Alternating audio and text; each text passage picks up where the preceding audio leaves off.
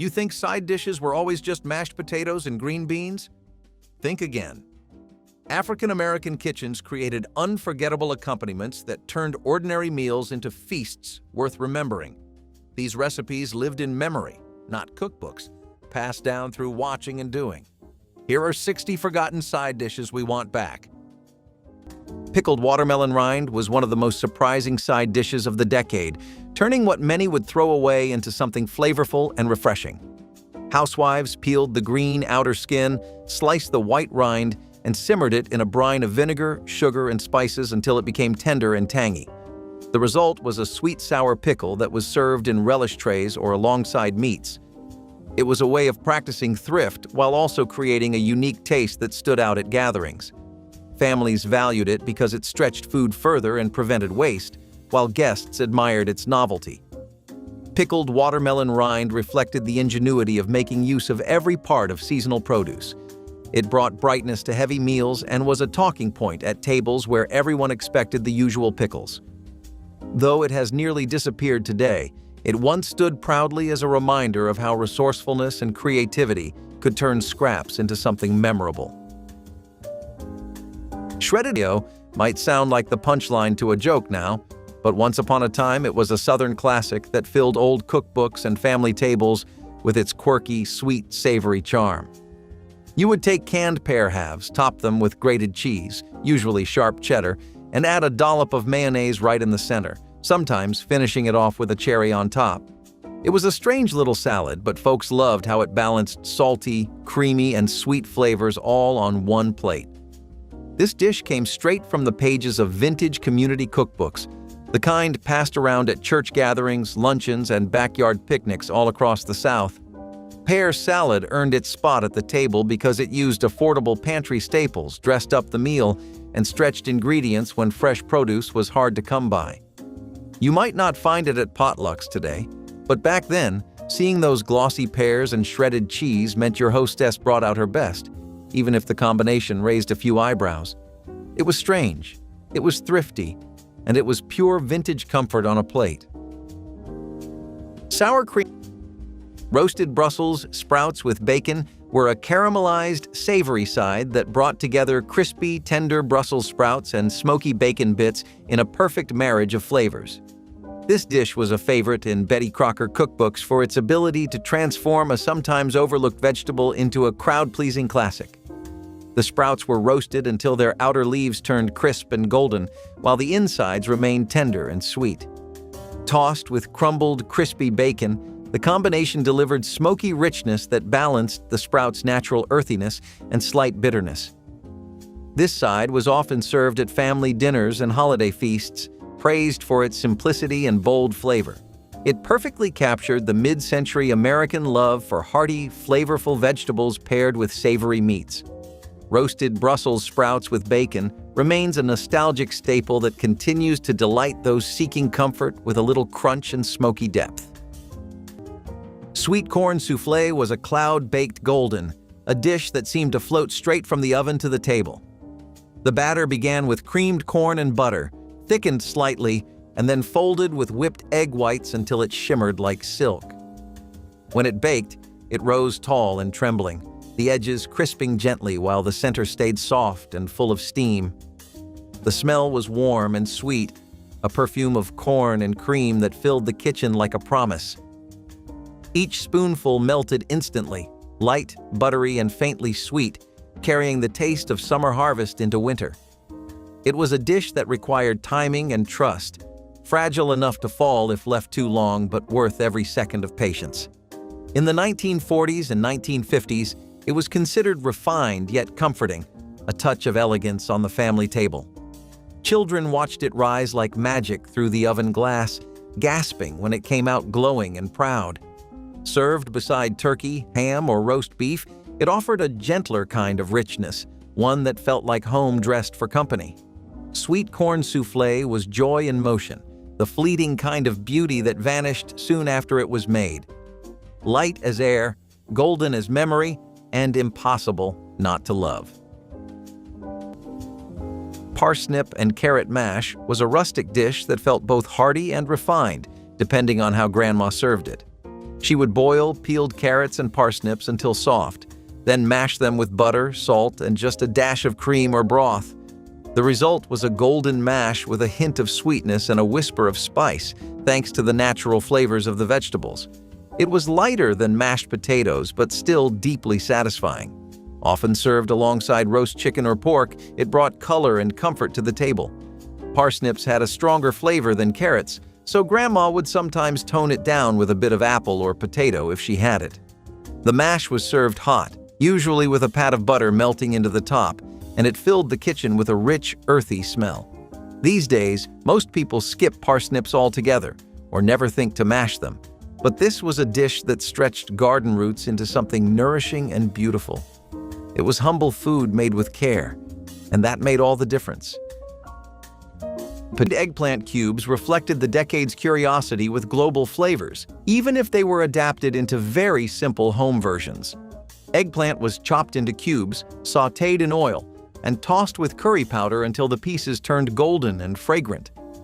It was usually served warm alongside chicken or lamb, adding an exotic note to otherwise traditional meals.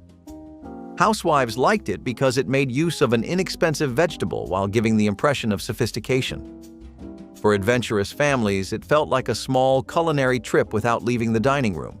The mild curry flavor was tempered with onions or garlic, ensuring it was not too strong for children.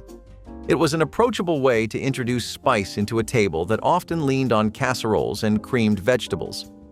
Curried eggplant cubes might seem dated now, but back then they symbolized the changing tastes of America, where international seasonings were starting to trickle into kitchens. It was humble but exciting, and it gave weeknight dinners a spark of variety. Cheese rice squares were the side dish that packed a little heat and a whole lot of practicality into dinner tables, potlucks, and picnic baskets across the country. You would take cooked rice, shredded cheese, chili powder, maybe some canned chilies or beans, mix it together, press it into a baking dish, and bake it until firm enough to slice into neat little squares. They were easy to pack, easy to serve, and they stretched pantry staples into a filling, flavorful side with a hint of Tex-Mex flair. Recipes like this showed up in community cookbooks from the 1950s through the 70s, when families needed dishes that traveled well, fed a crowd, and made every meal feel a little more exciting without breaking the bank. Chili cheese rice squares were a regular at church potlucks, school lunches, or backyard cookouts because they were budget-friendly, simple, and satisfying without needing fancy ingredients. You hardly see them today outside of old recipe cards, but back then, they were the clever, portable side that kept bellies full and meals stress-free. Peas and potatoes was a creamy, comforting side dish that combined mashed peas and potatoes into a smooth, lightly seasoned blend. This vintage recipe appeared in Betty Crocker cookbooks as an economical and satisfying vegetable side that brought together the best of two staples. Peas were cooked until tender, then mashed together with boiled potatoes, butter, salt, and pepper to create a velvety texture and harmonious flavor. The dish was praised for its simplicity and heartiness, offering a way to stretch ingredients while still delivering on taste and nutrition. Smashed peas and potatoes was often served with roasted meats or fried dishes, providing a creamy and slightly sweet complement. Its mild flavor and smooth consistency made it a family-friendly choice that could be prepared quickly and easily. This recipe reflects the mid-century focus on comfort and practicality in the kitchen, turning simple vegetables into a satisfying and nostalgic side dish. Glazed acorn squash was the kind of side dish that made the kitchen smell like the season itself.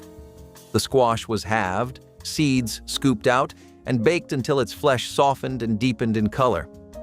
Then came the glaze. A mix of butter and maple syrup brushed across the top until it shimmered. Back in the oven it went, roasting slowly until the edges caramelized and the centers turned silky.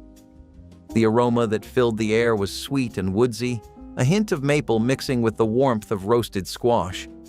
When pulled from the oven, it gleamed like amber under the light, soft but still holding its shape.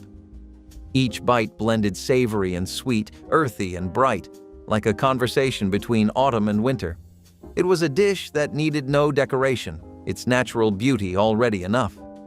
Served beside roast turkey or ham, it brought balance and warmth to every plate. Maple glazed acorn squash was nature turned into art, simple, wholesome, and full of comfort, meant to be shared with love. Celery root mash with lima beans was not just a dish, it was a Depression-era survival tool that somehow made it into Grandma's regular rotation. Sweet corn and soft lima beans were simmered together in a little butter or cream, sometimes with bell peppers or onions tossed in for good measure. It was filling, cheap, and surprisingly nutritious, which made it perfect for families trying to stretch every last dime. Succotash had deep roots too, traced back to Native American cooking, and became especially popular in the South and Midwest. If your grandma had a victory garden, you probably had succotash at least once a week. It was served warm, spooned right from the pot, and though it was never flashy, it was honest food. A dish that said, "We have enough to share." Some people added bacon or ham to punch it up, others kept it plain and let the vegetables speak. But the core recipe stayed the same for generations. These days, succotash barely makes an appearance outside of history books or heritage festivals. Scalloped crown salad was as much a visual piece as it was a food because the presentation mattered almost more than the taste. Housewives would take celery stalks, chill them until crisp, then fan them into the shape of a crown on a serving platter. The stalks would be held together with toothpicks or bands and then dressed with mayonnaise or a cheese-based sauce to add flavor. Sometimes pimentos or olives were added for color, turning the plain green into something more dramatic. It was refreshing, crunchy, and light, which made it a common sight on buffet tables crowded with heavier casseroles. The 1970s were a time when appearance at the table held value, and celery crown salad looked like something made with care even if it was simple to assemble. It offered a cool bite that balanced the richness of other dishes, and children often picked at it because of its playful shape. Though rarely made today, it once brought a sense of occasion to everyday celery.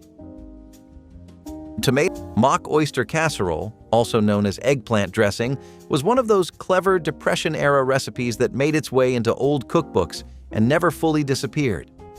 The name might raise a few eyebrows now, but the whole point was to create a rich, flavorful casserole that mimicked the texture and heartiness of oyster stuffing without needing expensive seafood.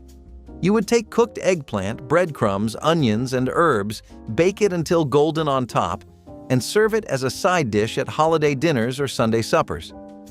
It filled out the table, stretched garden produce, and made even the simplest meal feel just a little more complete.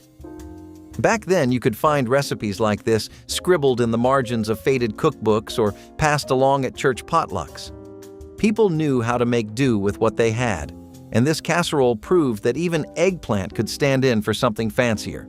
You might not find it on modern menus, but back then, eggplant dressing was a practical, comforting side that made every meal feel just a little more special.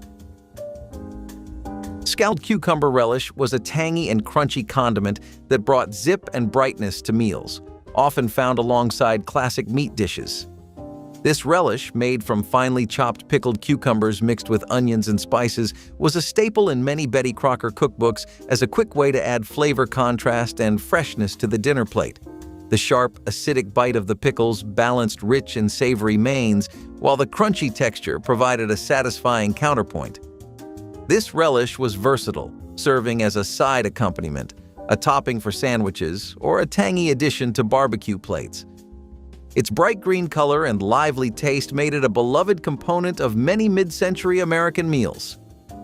The relish's easy preparation and long shelf life made it a practical favorite in home kitchens.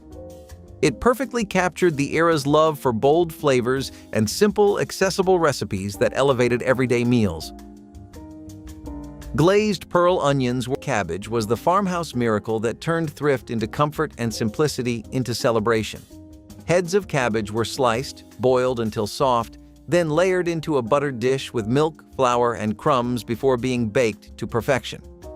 The top browned into a crusty layer, while the inside turned creamy and delicate. The scent that rose from the oven was quiet but comforting, a promise of warmth on a cold day.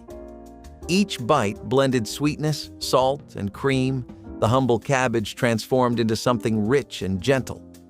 It was food born from care, made to stretch what little the pantry offered. Farmers' wives passed it down through generations, teaching that love was measured in time, not luxury. Served beside roast ham or potatoes, it filled the table with modest grace. Scalloped cabbage was the memory of hard winters and soft hearts, a dish that spoke softly but lingered long, reminding everyone that simple food can hold the deepest kind of beauty. Corn casserole was one of those cozy, golden-topped dishes that never needed a main course to shine. It started with sweet corn, fresh, canned, or creamed, mixed with milk, eggs, a bit of sugar, and crushed saltine crackers or breadcrumbs.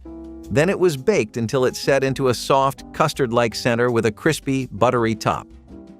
This dish showed up at potlucks, funerals, holiday dinners, anywhere people came together and needed something warm and familiar.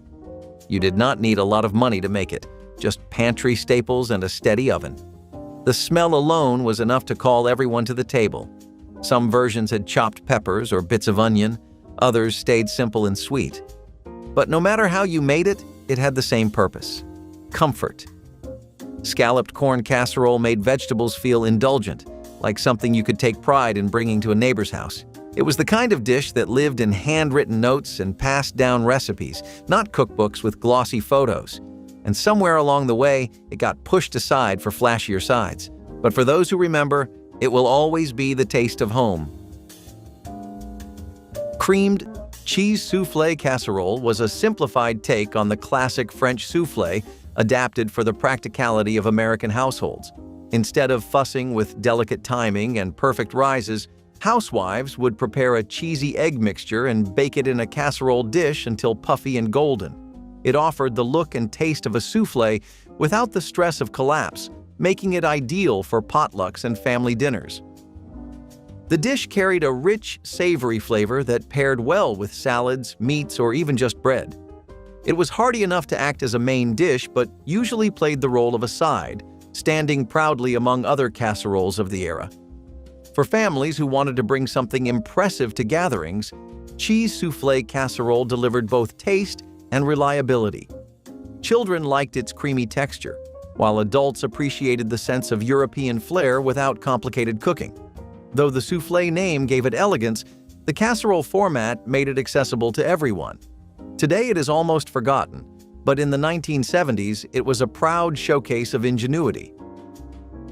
Lima with creamed vegetables was the side you pulled out to impress, even if all you had was rice, peas, and a few carrots. This molded rice dish showed up at luncheons, community suppers, and potlucks from the 1930s to the 60s, proving how fancy rice could look with the right presentation. You cooked seasoned rice, packed it into a bundt or gelatin mold, and once it's set, filled the center with creamy peas, carrots, and maybe mushrooms or green beans if you had them. It was affordable, filling, and looked fancier than it really was. These molded sides were all the rage, straight from vintage cookbooks with curled edges and faded ink. Rice ring with creamed vegetables was a no-nonsense way to stretch pantry staples while making the table look proper. You hardly see it outside old recipe cards now, but back then, it was a thrifty, creative dish that added kitchen pride to any meal. Sweet and carrot and raisin salad was a sweet and tangy side that brightened many American tables throughout the mid-20th century. Shredded carrots were mixed with plump, sweet raisins and dressed in a creamy or tangy sauce, often based on mayonnaise or yogurt, creating a delightful balance of flavors and textures. This salad was celebrated in Betty Crocker cookbooks for its simplicity and its ability to sneak some vegetables into meals with a touch of sweetness kids would actually enjoy. The natural sugar of the raisins complemented the earthiness of the carrots, while the creamy dressing gave it richness without overwhelming the fresh ingredients. It was often served chilled, providing a cool, refreshing bite that paired well with meat dishes and casseroles. The vibrant orange and dark raisin speckles made it visually appealing, while the crunch of the carrots added a satisfying texture. Carrot and raisin salad remains a nostalgic reminder of home cooking where healthy met tasty in a perfect union. Orange congealed salad was color and sparkle on a winter plate. You mixed tart cranberries with orange zest, sugar, and cloves, folding everything into bright red gelatin until it shimmered like stained glass. It chilled in molds shaped like rings, wreaths, or hearts, depending on the occasion. When turned out, it quivered perfectly, cool and festive. Each slice tasted sharp and sweet, a burst of fruit against heavy meats and gravies. The orange gave brightness, the cloves a whisper of spice. It looked fancy, even when made from pantry staples. In the 1950s, it was the pride of the table, a bridge between salad and dessert. Served with whipped cream or plain, it reminded everyone that beauty could be edible. Cranberry-orange congealed salad was nostalgia on a plate, wobbly, bright, and full of cheer. Cottage cheese salad was the quiet hero of mid-century potlucks and family suppers, even if no one talks about it much anymore. You would start with a scoop of plain cottage cheese, soft, tangy, and mild. Then fold in fruit like pineapple, sliced peaches, or even chopped tomatoes, depending on the occasion. Some versions leaned sweet with whipped cream or gelatin. Others stayed savory with cucumbers or chives. Either way, it was a refreshing, creamy dish that needed no cooking and very little prep. It was served chilled on a lettuce leaf or in a glass bowl, the kind that caught the sunlight just right. It might not have turned heads, but it always got eaten. Cottage cheese salad was something you made when you wanted to offer something light, simple, and just a little different. It was affordable, nutritious, and versatile, ideal for hot summers or holiday tables alike. Today, it has all but vanished, replaced by packaged sides or dressed-up grain salads. But those who remember it know how comforting that cool, creamy bite could be. Sometimes the quietest dishes are the hardest to forget. Spanish rice with green peppers was one of those side dishes that showed up on dinner tables and potluck spreads all across the 1970s. Housewives would take plain rice, stir it into tomato sauce, then add onions and chopped bell peppers before baking it in the oven. The result was a colorful casserole that brought together sweetness, tang, and a little bite from the peppers. It was inexpensive and hearty, which made it perfect for families looking to stretch meals without serving the same old plain rice every night. Spanish rice was often paired with chicken or pork chops, but it could also stand on its own next to beans or salad. Some cooks even added a sprinkle of cheese on top, letting it melt into a gooey crust. The dish carried a sense of flair because it looked fancier than it really was, and the peppers gave it a bright edge that guests remembered. Today, it feels like a relic, but in the 1970s, Spanish rice with green peppers was a dependable favorite that balanced thrift with flavor. Cabbage salad was one of those bright, zesty side dishes that added color and crunch to dinner tables, especially when meals were built around whatever you could grow or stretch from the pantry. You would take shredded carrots, mix them with lemon-flavored gelatin, and fold in crushed pineapple for sweetness, letting the whole thing set into a glossy, citrusy mold that practically glowed on the plate. It sounds unusual now, but back then, molded salads were a potluck favorite, and this one stood out for its bold color and refreshing bite. Families leaned on recipes like this because it was affordable, easy to throw together, and made even the humblest meals feel a little more special. Golden glow carrot salad showed up at Sunday suppers, holiday spreads, and backyard picnics, sitting proudly next to roast chicken, casseroles, or fried pork chops. Its stretched ingredients added brightness to heavy plates and gave meals that cheerful, homemade touch. You hardly see it now, but once upon a time, this glowing salad was a quiet symbol of kitchen creativity and making do with simple, practical ingredients. Cucumber and sour. Cheesy cauliflower gratin was a rich and indulgent vegetable side that found a special place in many vintage kitchens. Tender cauliflower florets were smothered in a creamy, cheesy sauce before being baked under a crispy layer of toasted breadcrumbs. This gratin was a perfect example of comfort food, combining the mild flavor of cauliflower with the lusciousness of melted cheese and a golden, crunchy top. Betty Crocker cookbooks featured this dish as a versatile accompaniment for both everyday meals and holiday feasts. Its creamy texture and cheesy goodness made it a hit with both children and adults, especially those who might usually shy away from vegetables. The gratin's warm, bubbling surface was a welcome sight at any dinner table, signaling a dish full of hearty flavor and home-style care.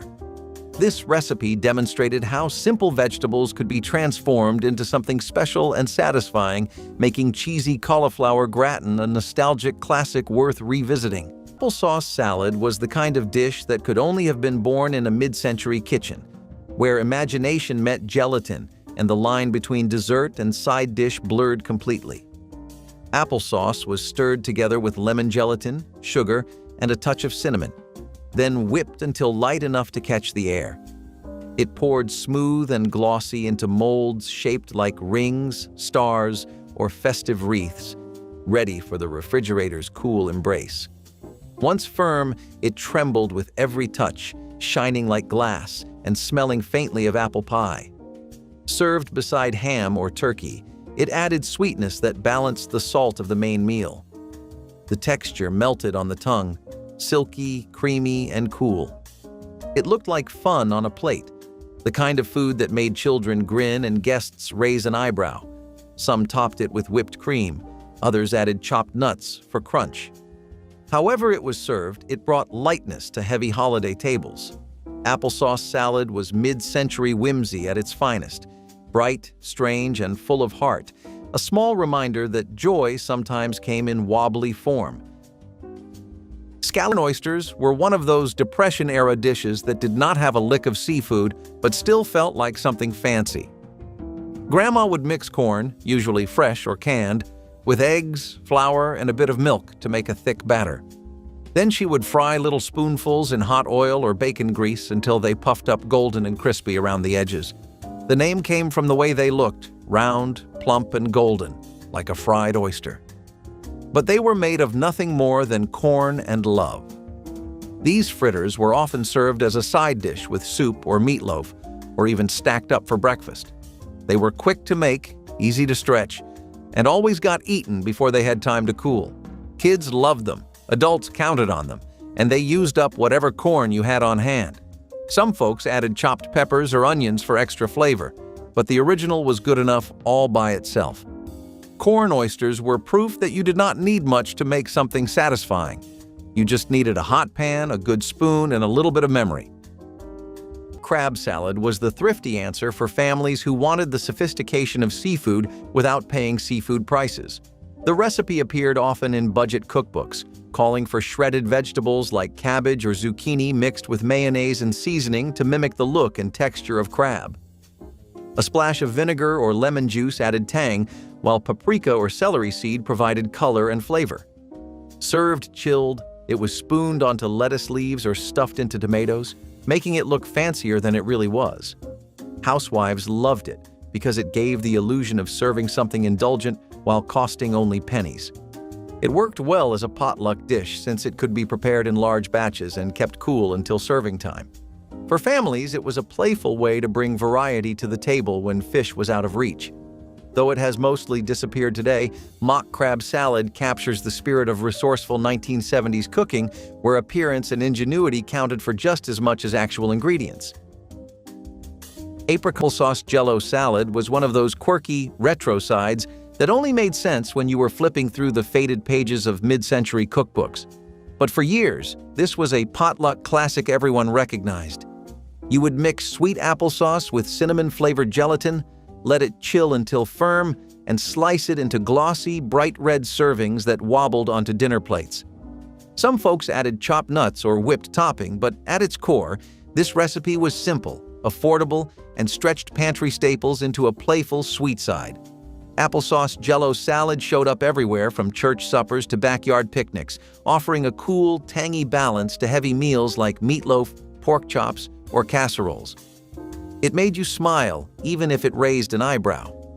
Families loved how easy it was to throw together using ingredients they already had, turning a plain dinner into something a little more colorful. You hardly see it now. But back then, that shiny red salad was proof that even the simplest ingredients could brighten up the table and bring comfort to mealtime.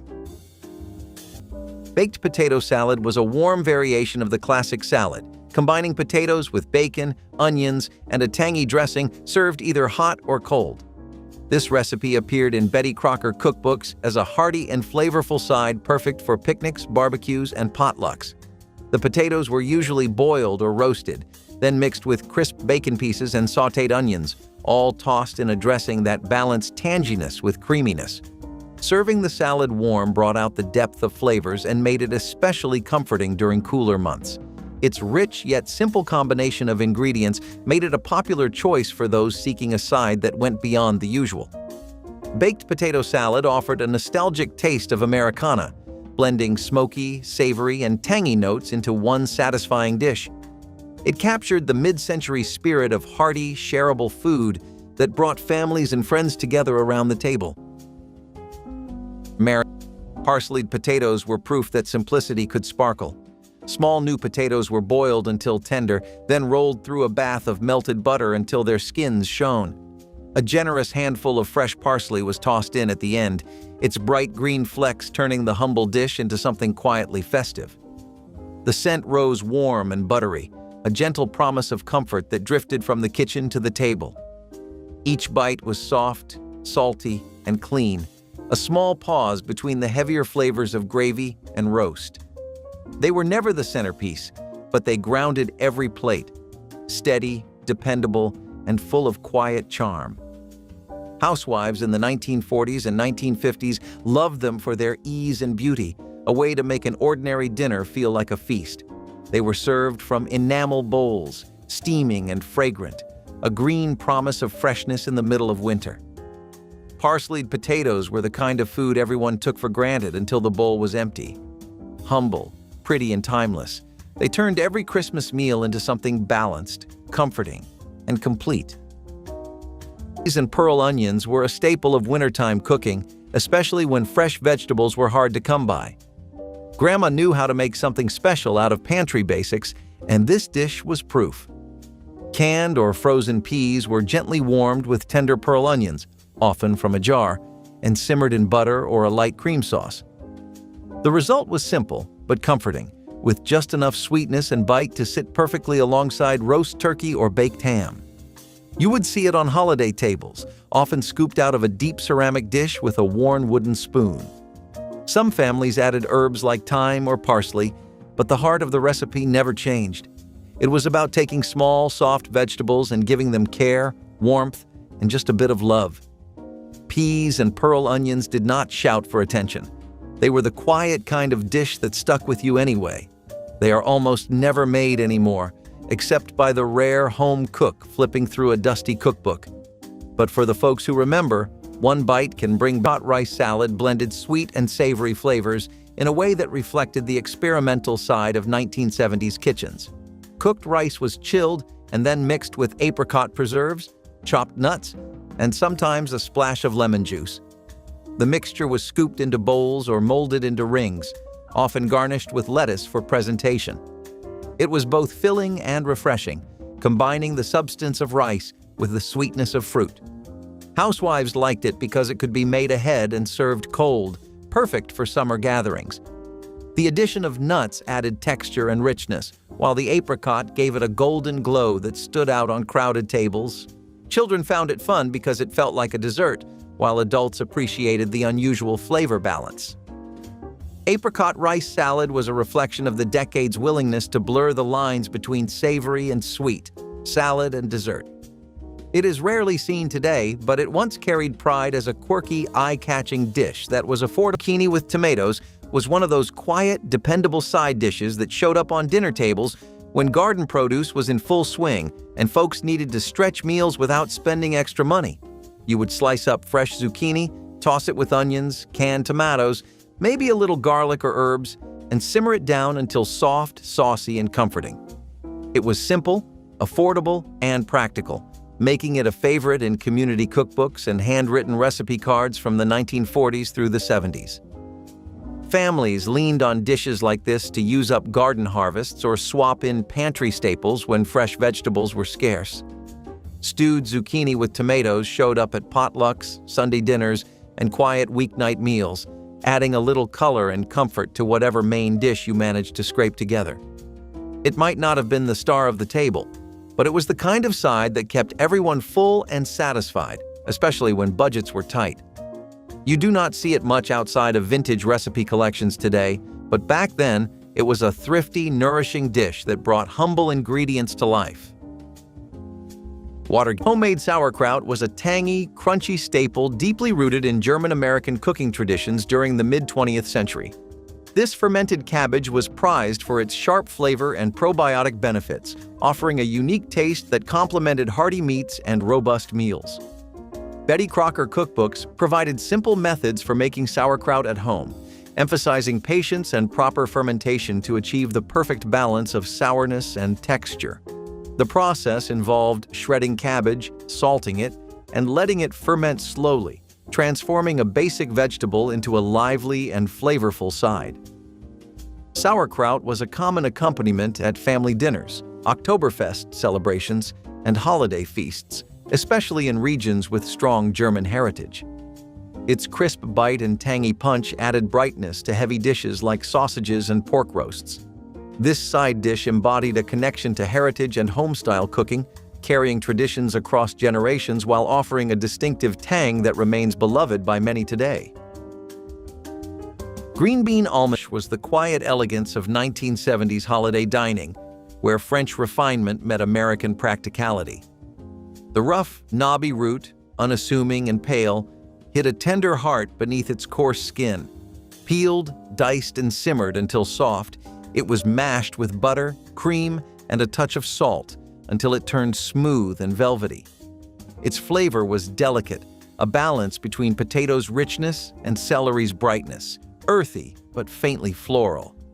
The first spoonful melted on the tongue, light but satisfying, filling the air with buttery calm. It was served beside roasted duck or beef, bringing refinement without pretense. Magazine spreads of the time praised it as modern, chic, and continental, but beneath its polish lived the same comfort found in any farmhouse mash. Its color was pale ivory, its texture a dream. Every bite felt thoughtful, measured, complete. Celery root mash proved that even the humblest vegetables could become something extraordinary when treated with care. A quiet triumph of simplicity turned sublime. Creamed cucumbers were a summertime staple, cool, tangy, and surprisingly comforting. Grandma would slice cucumbers paper-thin and let them sit with salt until they softened just enough. Then she would stir in a mixture of cream, vinegar, sugar, and dill to create a light, soupy dressing that clung to every bite. Served cold in a glass bowl, creamed cucumbers were the answer to long, hot days and heavy main dishes. They were crisp, clean, and a little bit indulgent in their own way. You could eat them with fried chicken, pork chops, or all on their own with a slice of bread. It was one of those recipes that looked effortless but had just the right balance of flavors. It cooled you down without making you feel like you were missing out. Nowadays, you might find cucumber salads with yogurt or fancy vinaigrettes, but the original creamed version has almost vanished. That old-school charm, the soft herbs, the tangy cream, has been quietly replaced. But there is something about the way it felt to scoop out a chilled bowl and take a bite that felt like it belonged to home. Cauliflower au gratin was a side dish that brought comfort and richness to 1970s dinner tables. Cauliflower florets were steamed until tender, then smothered in a cream sauce heavy with cheese and baked beneath a topping of breadcrumbs. The result was a bubbling golden dish that gave the plain vegetable an entirely new identity. Families enjoyed it as a complement to roasts, chicken, or even pork chops because it added both substance and flavor. Housewives liked it because it could be assembled ahead and baked when needed, making it ideal for busy schedules. It was creamy, hearty, and indulgent, fitting perfectly into the casserole craze of the time. Children who might have resisted cauliflower on its own often enjoyed it baked under the cheese and crumb topping. Cauliflower au gratin proved that vegetables did not have to be boring, and that with enough butter and cheese they could become centerpieces of meals. Though it feels old-fashioned today, it once represented the height of comfort cooking in the 1970s. Potato puff bake was one of those thrifty, comforting sides that turned plain old mashed potatoes into something brand new with hardly any extra effort. Families back then knew how to stretch leftovers, and this recipe proved it.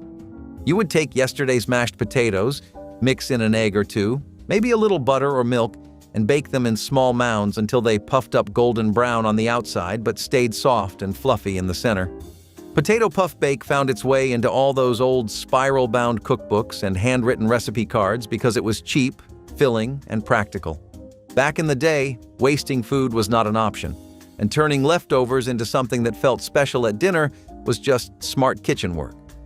You would serve them next to roast meats, pork chops, or with a little gravy when not much else was on hand.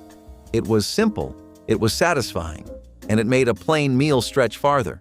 You hardly see them now, but back then, potato puffs were a dependable trick that kept families fed and made every meal feel just a little more complete.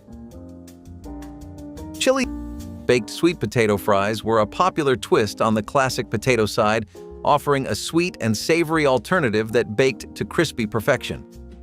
Thinly sliced sweet potatoes were tossed in seasonings, often cinnamon, salt, or paprika, and baked until tender on the inside and slightly crisp on the edges. This healthier option appeared in many Betty Crocker cookbooks as a way to enjoy fries without deep frying, perfect for families seeking convenience and flavor. The natural sweetness of the potatoes paired beautifully with the warm spices, creating a comforting side that complemented both casual meals and special dinners. Baked sweet potato fries were easy to prepare and could be customized with various seasoning blends, making them versatile for many tastes. Their vibrant orange color brightened the plate, and the satisfying crunch made them a hit with kids and adults alike. These fries were a testament to how a simple vegetable could be transformed into a crowd-pleasing side that brought both nostalgia and a fresh twist to the table. Baked apples with currants were winter's simplest form of sweetness, a dish that turned cold nights into comfort. The apples were cored carefully, hollowed out just enough to hold a spoonful of brown sugar, a pat of butter, and a handful of dried currants. Once placed in the oven, they softened slowly, their skins splitting slightly, the insides melting into syrup. The smell filled the house with spice and caramel, warm and familiar as a wool blanket. When they came out, the syrup pooled at the bottom of the pan, golden and glossy. A spoonful broke the tender skin and revealed the soft, fragrant fruit beneath. It was dessert before dessert, light but full of flavor, rich but never heavy. Families served it plain or with cream, letting its quiet charm speak for itself. The Victorians made it for elegance. Depression-era cooks made it for survival. Yet, no matter the time or reason, it brought the same peace to the table. Baked apples with currants were humble generosity, the kind of dish that asked for little and gave everything. Corned beets were the kind of side dish you either loved with all your heart or politely pushed around the plate. But back in Grandma's day, they were something special. Tender beets, simmered in a glossy, sweet and sour sauce made of sugar, vinegar, and a touch of butter or cornstarch for thickness. Sometimes cloves or allspice were added, giving them a spiced holiday feel that filled the room the moment they hit the stove. These beets had a deep ruby color that practically glowed in the bowl, and they were often served warm alongside pot roast or meatloaf. You would see them at church suppers, family holidays, or just because someone had canned a good harvest. They were a lesson in thrift, too, stretching garden beets through the winter with just a few pantry ingredients. People used to say Harvard beets were named after the university, but no one ever really cared. What mattered was that they gave even humble root vegetables a bit of elegance and shine. These days, you are more likely to see beets roasted with goat cheese than nestled in a sticky glaze. Mushroom rice pilaf was one of those dishes that showed just how much the 1970s leaned into casseroles as the answer for everything. Housewives would reach for canned mushrooms, pour them into rice, and simmer the whole thing with bouillon cubes until the flavor seeped through. Some would stop there and serve it straight from the stove, but the more popular approach was to pour it into a casserole dish and bake it until the top formed a crust. It was one of those meals that felt just fancy enough for a potluck without costing much or demanding complicated work. The canned mushrooms gave it that earthy taste, and when you added in the richness of broth, it seemed like something better than just plain rice. For families, it was filling and easy to reheat, which is why it showed up on dinner tables again and again. Mushroom rice pilaf sat quietly next to roasts or chicken, and sometimes it even became the star on its own. Today it has mostly faded from memory, but back then it was a dependable comfort that everyone knew how to make. Celery dish that quietly filled plates and satisfied appetites across America, especially during lean times.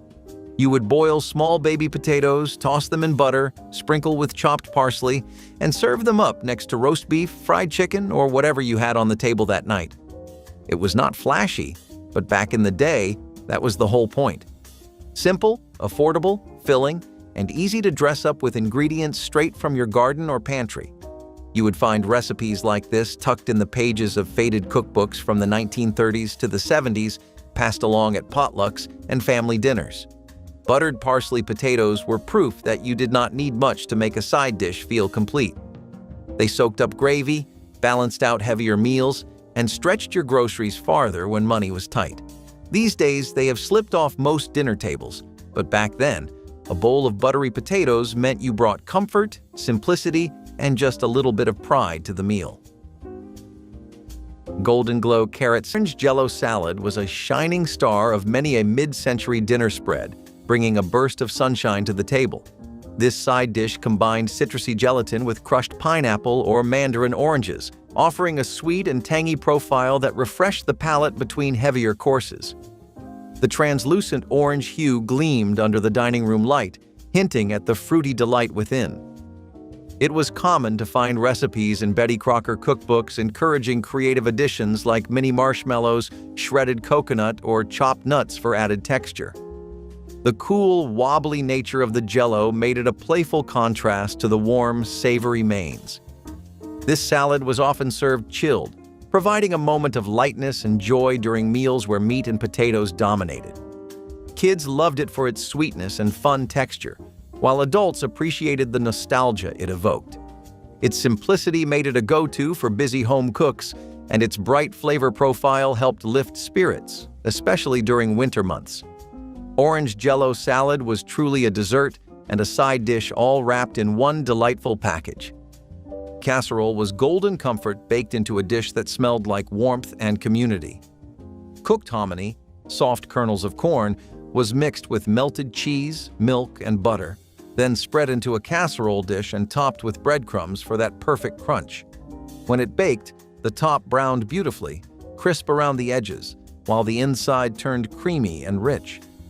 The scent of butter and corn filled the kitchen, mingling with the smell of coffee, pies, and conversation.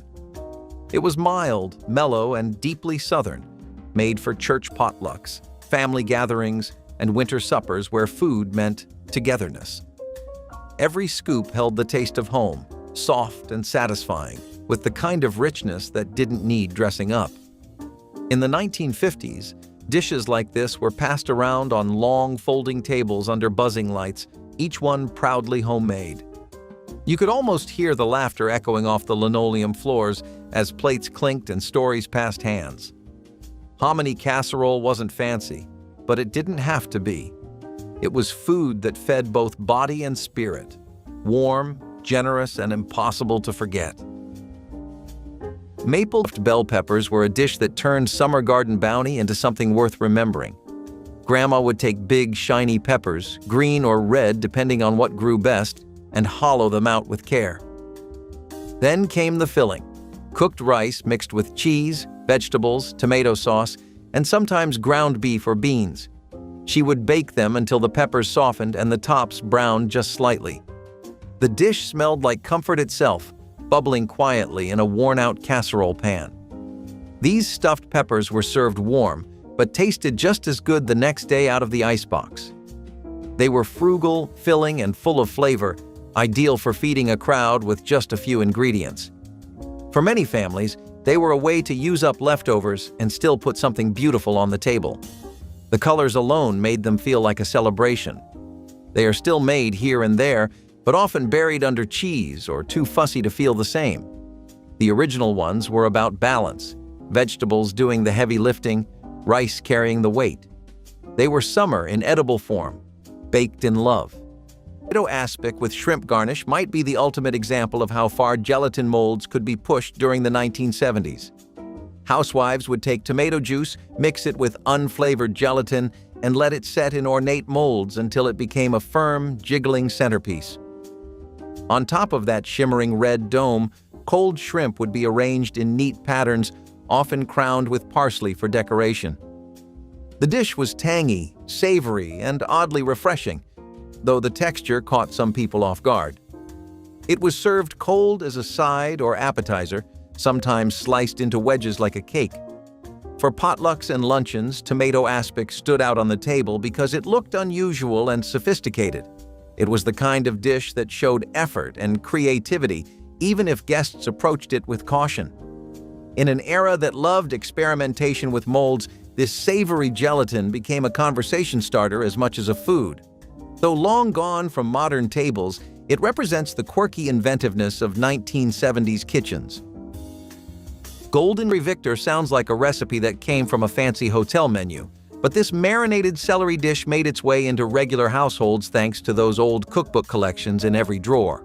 It was as simple as boiling celery until tender, chilling it in broth or vinegar, and serving it up with herbs or hard-boiled eggs when you wanted to show off. You could find it at potlucks or holiday tables, dressed up to look fancier than it was. People back then knew how to stretch even the humblest ingredients into something worthy of company. Celery Victor turned plain celery into a crisp, tangy salad that felt like a proper side dish next to roasted meats or casseroles. It showed up in cookbooks throughout the 1930s and 40s, passed along at church suppers and family gatherings. Bagas were a less common but beloved vintage side dish that brought a buttery, creamy twist to a hearty root vegetable. This mashed treat was a staple in many Betty Crocker cookbooks, especially during times when variety was sought beyond the usual potatoes. Rutabagas, with their slightly sweet and earthy flavor, were boiled and mashed with butter and cream to create a smooth, comforting side that paired beautifully with roasted meats and stews. Their pale yellow color and mild taste made them a subtle yet satisfying addition to any plate. Unlike the more familiar mashed potatoes, rutabagas offered a slightly different texture and a hint of natural sweetness that made the dish feel special. It was a side that echoed simpler times and frugal kitchens, where every ingredient was stretched and savored. Mashed rutabagas stood as a testament to vintage American cooking's ability to find comfort in unexpected places. Pickled stuffed tomatoes with rice and herbs were the edible ornaments of Christmas platters, gleaming red against the muted tones of meat and gravy. The tomatoes were hollowed carefully, their insides saved for sauce or soup, then filled with a mixture of rice, onions, parsley, and olive oil. Some home cooks baked them until tender, their skins wrinkling into soft folds. Others chilled them, serving them cool and glossy for contrast against hot dishes. The scent that filled the kitchen was bright and green, herbs mingling with the natural sweetness of cooked tomato. Each bite was a burst of freshness amid the heaviness of the season, a balance between comfort and clarity. In the 1960s, when presentation ruled the table, these were a showpiece dish, their colors as joyful as their flavor. A tray of stuffed tomatoes looked like celebration itself, simple, honest, and full of charm. They were the taste of effort made visible, a small, colorful rebellion against the gray of winter plates. Stuffed tomatoes with rice and herbs reminded families that beauty and nourishment often came from the same humble kitchen. Glazed turnips were one of Grandma's ways of making stubborn vegetables taste like something worth getting seconds of. She would peel and cube them, then simmer them in a pan with butter, sugar, and a splash of broth or vinegar until they were soft and glossy. The natural bitterness of the turnip mellowed into something sweet and earthy, with a flavor that felt oddly fancy for such a humble root. Glazed turnips were often served beside roasts or ham, especially when the fancier vegetables were too expensive or out of season. It was the kind of dish that showed up quietly, then disappeared just as quietly. No fuss, no leftovers. A lot of kids wrinkled their noses at first, but ended up going back for more. You almost never hear about this recipe now, not even in family newsletters or holiday cookbooks. But there was a time when turnips had their moment, and Grandma made sure of it. It was not about turning vegetables into something they were not. It was about bringing out the best in what you had. Cold beet borscht cups brought an unusual European influence into American kitchens of the 1970s. Beets were boiled, chilled, and pureed into a cold soup flavored with vinegar, dill, and sometimes sour cream. Instead of serving it in bowls, housewives poured it into small cups, offering it as a quirky side or appetizer. The vibrant magenta color made it striking, and its refreshing taste stood out at summer gatherings. While not everyone embraced its earthy flavor, those who did found it invigorating, especially when paired with bread or crackers. Cold beet borscht cups reflected the era's willingness to experiment with international dishes, even if they seemed unusual on American tables. They were considered refined in some circles, a nod to cosmopolitan tastes during a decade of culinary curiosity. For families, they offered variety and a sense of something different from the usual casseroles and gelatin salads. Today, they seem nearly forgotten, but they once represented the adventurous spirit of 1970s kitchens. Scalloped cabbage bake was the kind of side dish that stretched a head of cabbage farther than you thought possible, and it came straight out of those old community cookbooks where frugal comfort food was king. You would slice the cabbage, soften it in boiling water, then bake it in layers with creamy sauce, breadcrumbs, and sometimes a little cheese if you had extra on hand. It sounds simple, but when it came bubbling out of the oven, golden on top and rich underneath, it turned cabbage into pure comfort food. Families leaned on dishes like this during the Great Depression and World War II, when ingredients were scarce and every meal had to go the distance. Scalloped cabbage bake filled plates at church suppers, potlucks, and Sunday dinners all across America, sitting proudly next to ham, roast chicken, or casseroles. It might not win any beauty contests now, but back then it meant a warm, filling meal made with care. In tough times, even the humblest cabbage could be turned into something worth gathering around the table for. 3. Bean casserole was a satisfying and versatile vegetable side that combined tender zucchini slices with cheese, breadcrumbs, and herbs for a warm, comforting dish.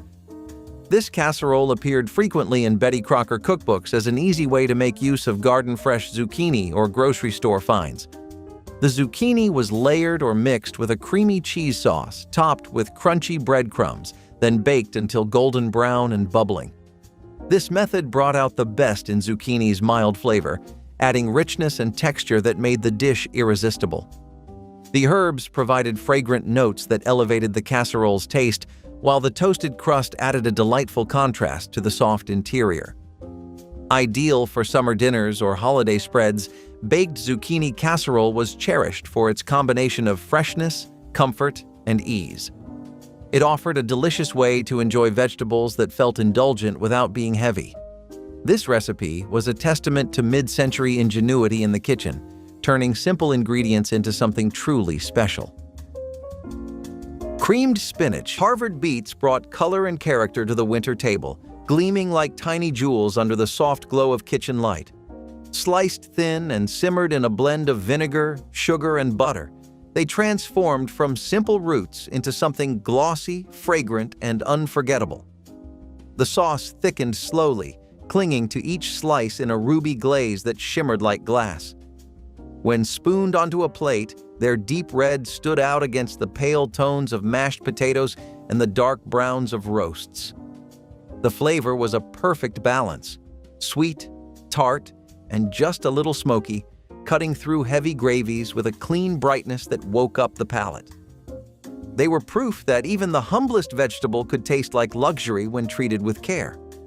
In early American kitchens, Harvard beets were a point of pride, the kind of dish that made a simple meal feel special. Adults savored them while children pushed them aside, but everyone remembered their shine. Served warm, they tasted like thrift turned to art. Simple ingredients transformed into something extraordinary. Harvard beets were both beauty and nourishment, a reminder that a little vinegar, sugar, and patience could turn the ordinary into the unforgettable. Back a dozen meals from long ago. Tomato aspic salad was one of those strange creations that could only have come from a time when gelatin ruled the kitchen. It was a savory molded dish, tomato juice thickened with unflavored gelatin, then loaded with chopped celery, olives, or green peppers, depending on what Grandma had on hand. The result?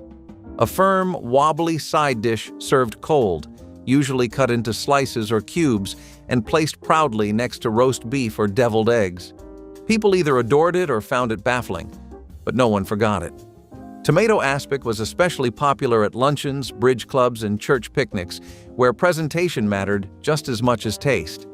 It looked refined, in a retro sort of way, and was always served with a smile. The tangy, lightly spicy flavor made it oddly refreshing in the summertime, even if no one asked for seconds.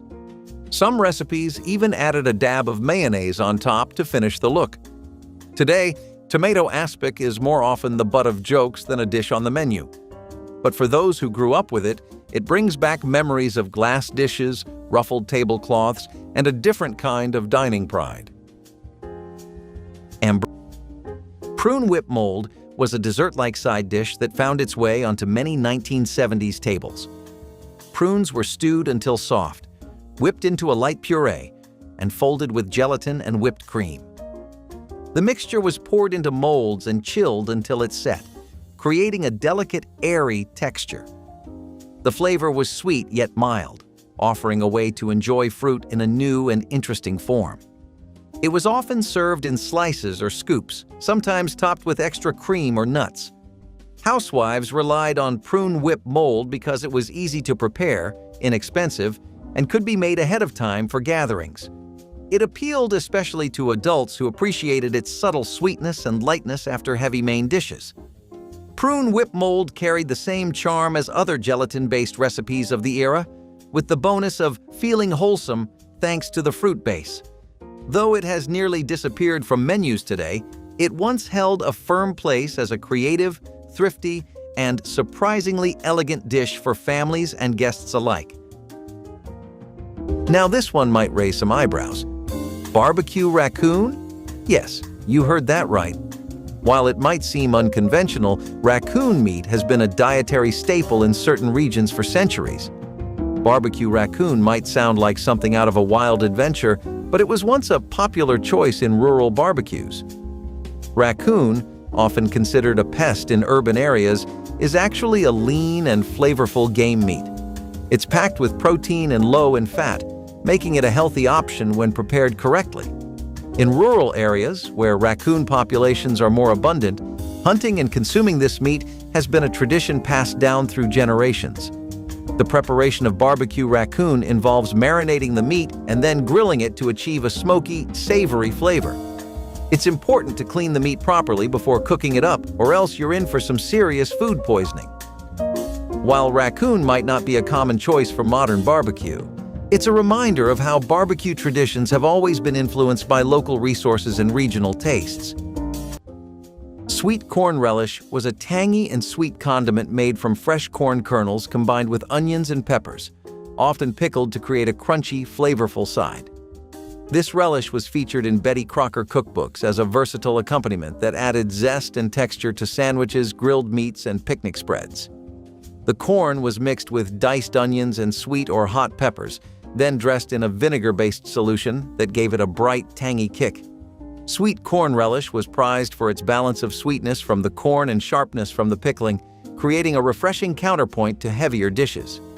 It was easy to prepare and store, making it a popular homemade staple during mid-century summers and harvest seasons.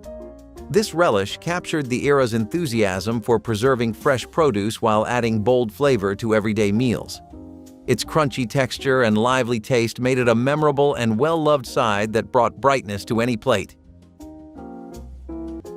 Potato kugel was heritage baked golden, the smell of it alone enough to draw everyone into the kitchen.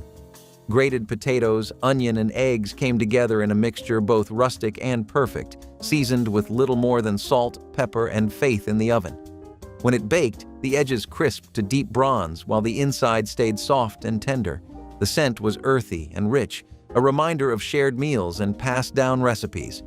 Every household made it a little differently. Some added oil for crunch, others a hint of matzo meal for structure, but all agreed on its heart. Simplicity done with love. Served steaming beside roasts or eaten on its own with applesauce, it was comfort and history bound together.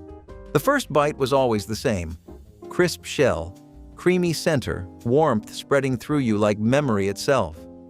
Brought to America by Jewish families, it became part of mid-century holiday feasts across backgrounds. Potato kugel was more than a side dish. It was legacy turned into nourishment, humble yet proud, timeless as family itself. Green tomato relish was one of those tangy little extras that brought bold flavor to plain meals even when the pantry was bare. Grandma would take firm, unripe tomatoes, too stubborn to ripen before the first frost, and chop them finely with onions, peppers, and vinegar. Add sugar, mustard seeds, and celery salt, and you had a thick, bright relish that woke up whatever it touched. It was spooned onto meatloaf, smeared onto sandwiches, or set in a bowl next to pork chops and roast chicken. It had that vinegary punch that made you sit up a little straighter with every bite. People canned it in glass jars and lined their shelves with it like treasure. It was a late summer ritual in many homes, part of the rhythm of putting up food for winter. Green tomato relish was born out of waste not thinking, salvaging fruit that otherwise would rot on the vine. But it also brought a surprising brightness to heavy meals. You almost never see it now, not even in farmers' markets. But anyone who tasted it remembers its sharp, sweet sunshine carrot salad was one of the brightest and cheeriest dishes on 1970s buffet tables. Grated carrots were mixed with raisins and crushed pineapple, then bound together with mayonnaise. The result was colorful, sweet, and tangy, offering a refreshing balance to heavier foods. It was a favorite at picnics and church suppers because it was inexpensive and easy to make in large quantities.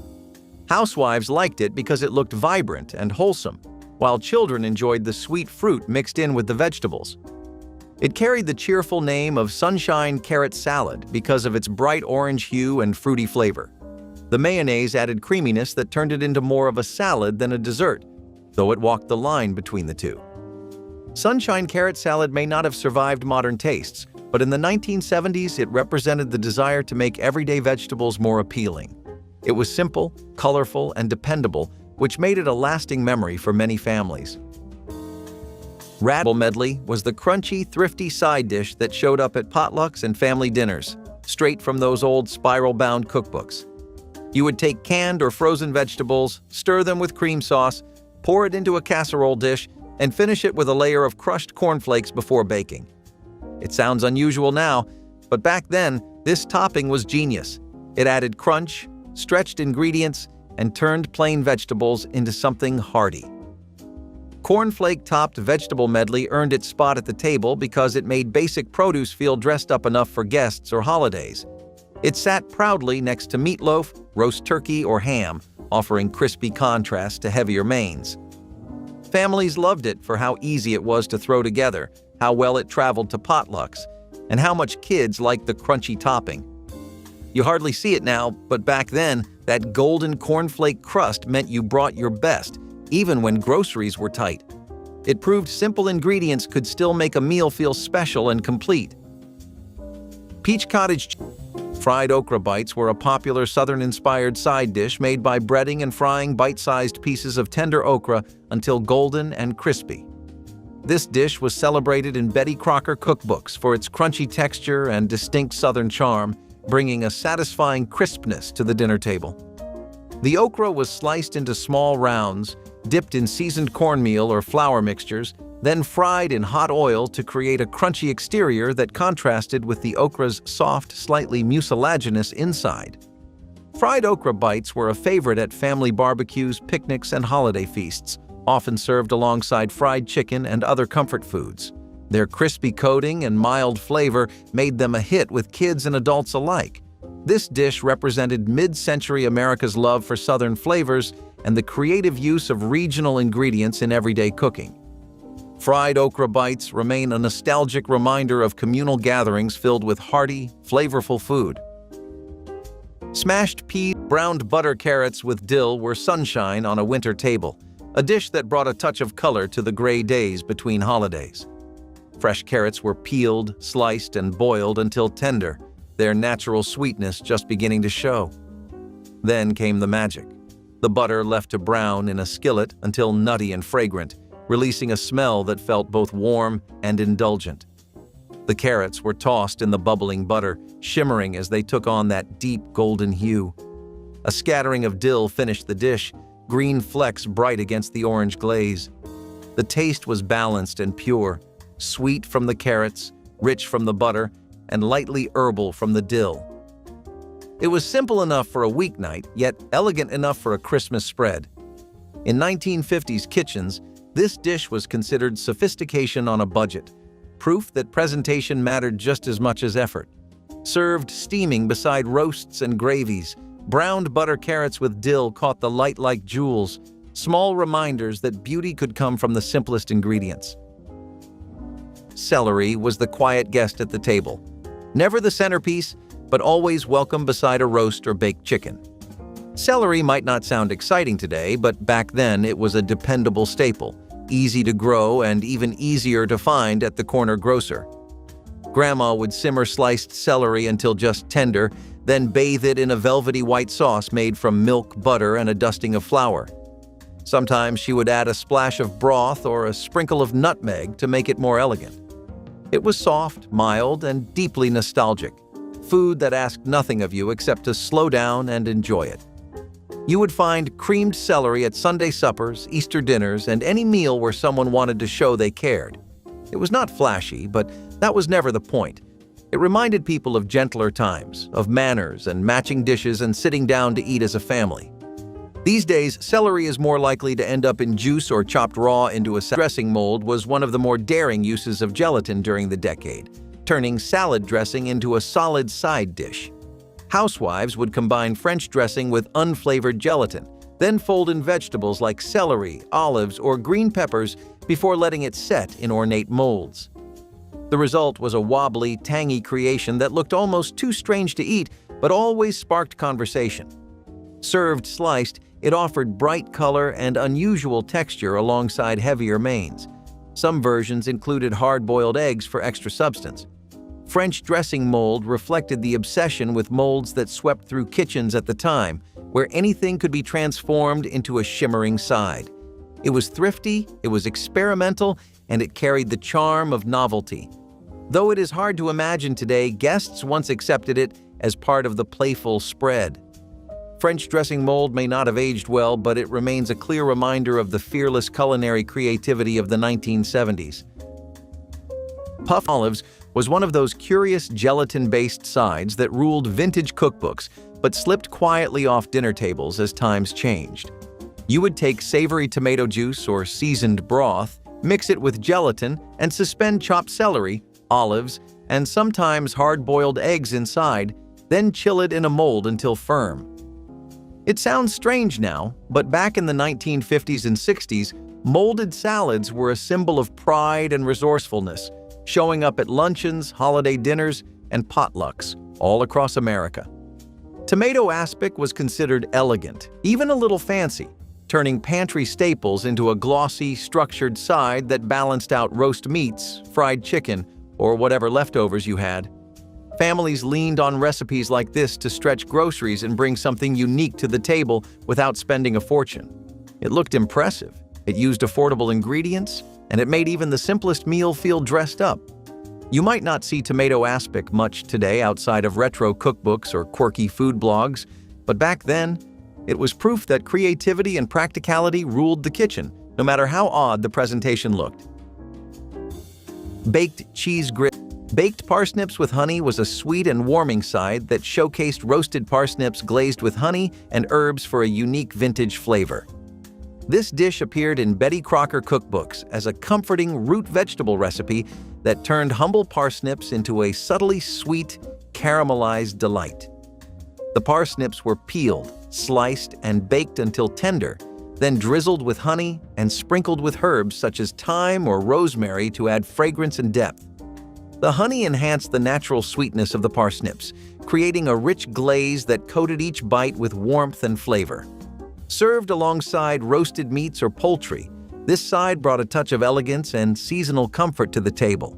Baked parsnips with honey captured the mid-century love for transforming simple vegetables into memorable dishes through the magic of roasting and glazing. It remains a nostalgic favorite for those seeking a sweet and savory vegetable accompaniment with old-fashioned charm.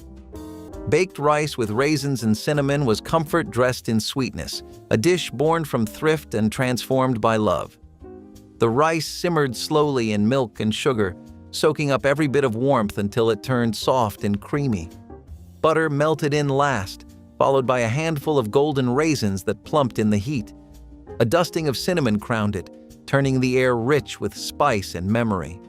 Some families baked it until the top browned slightly, others served it straight from the pot, steaming and fragrant.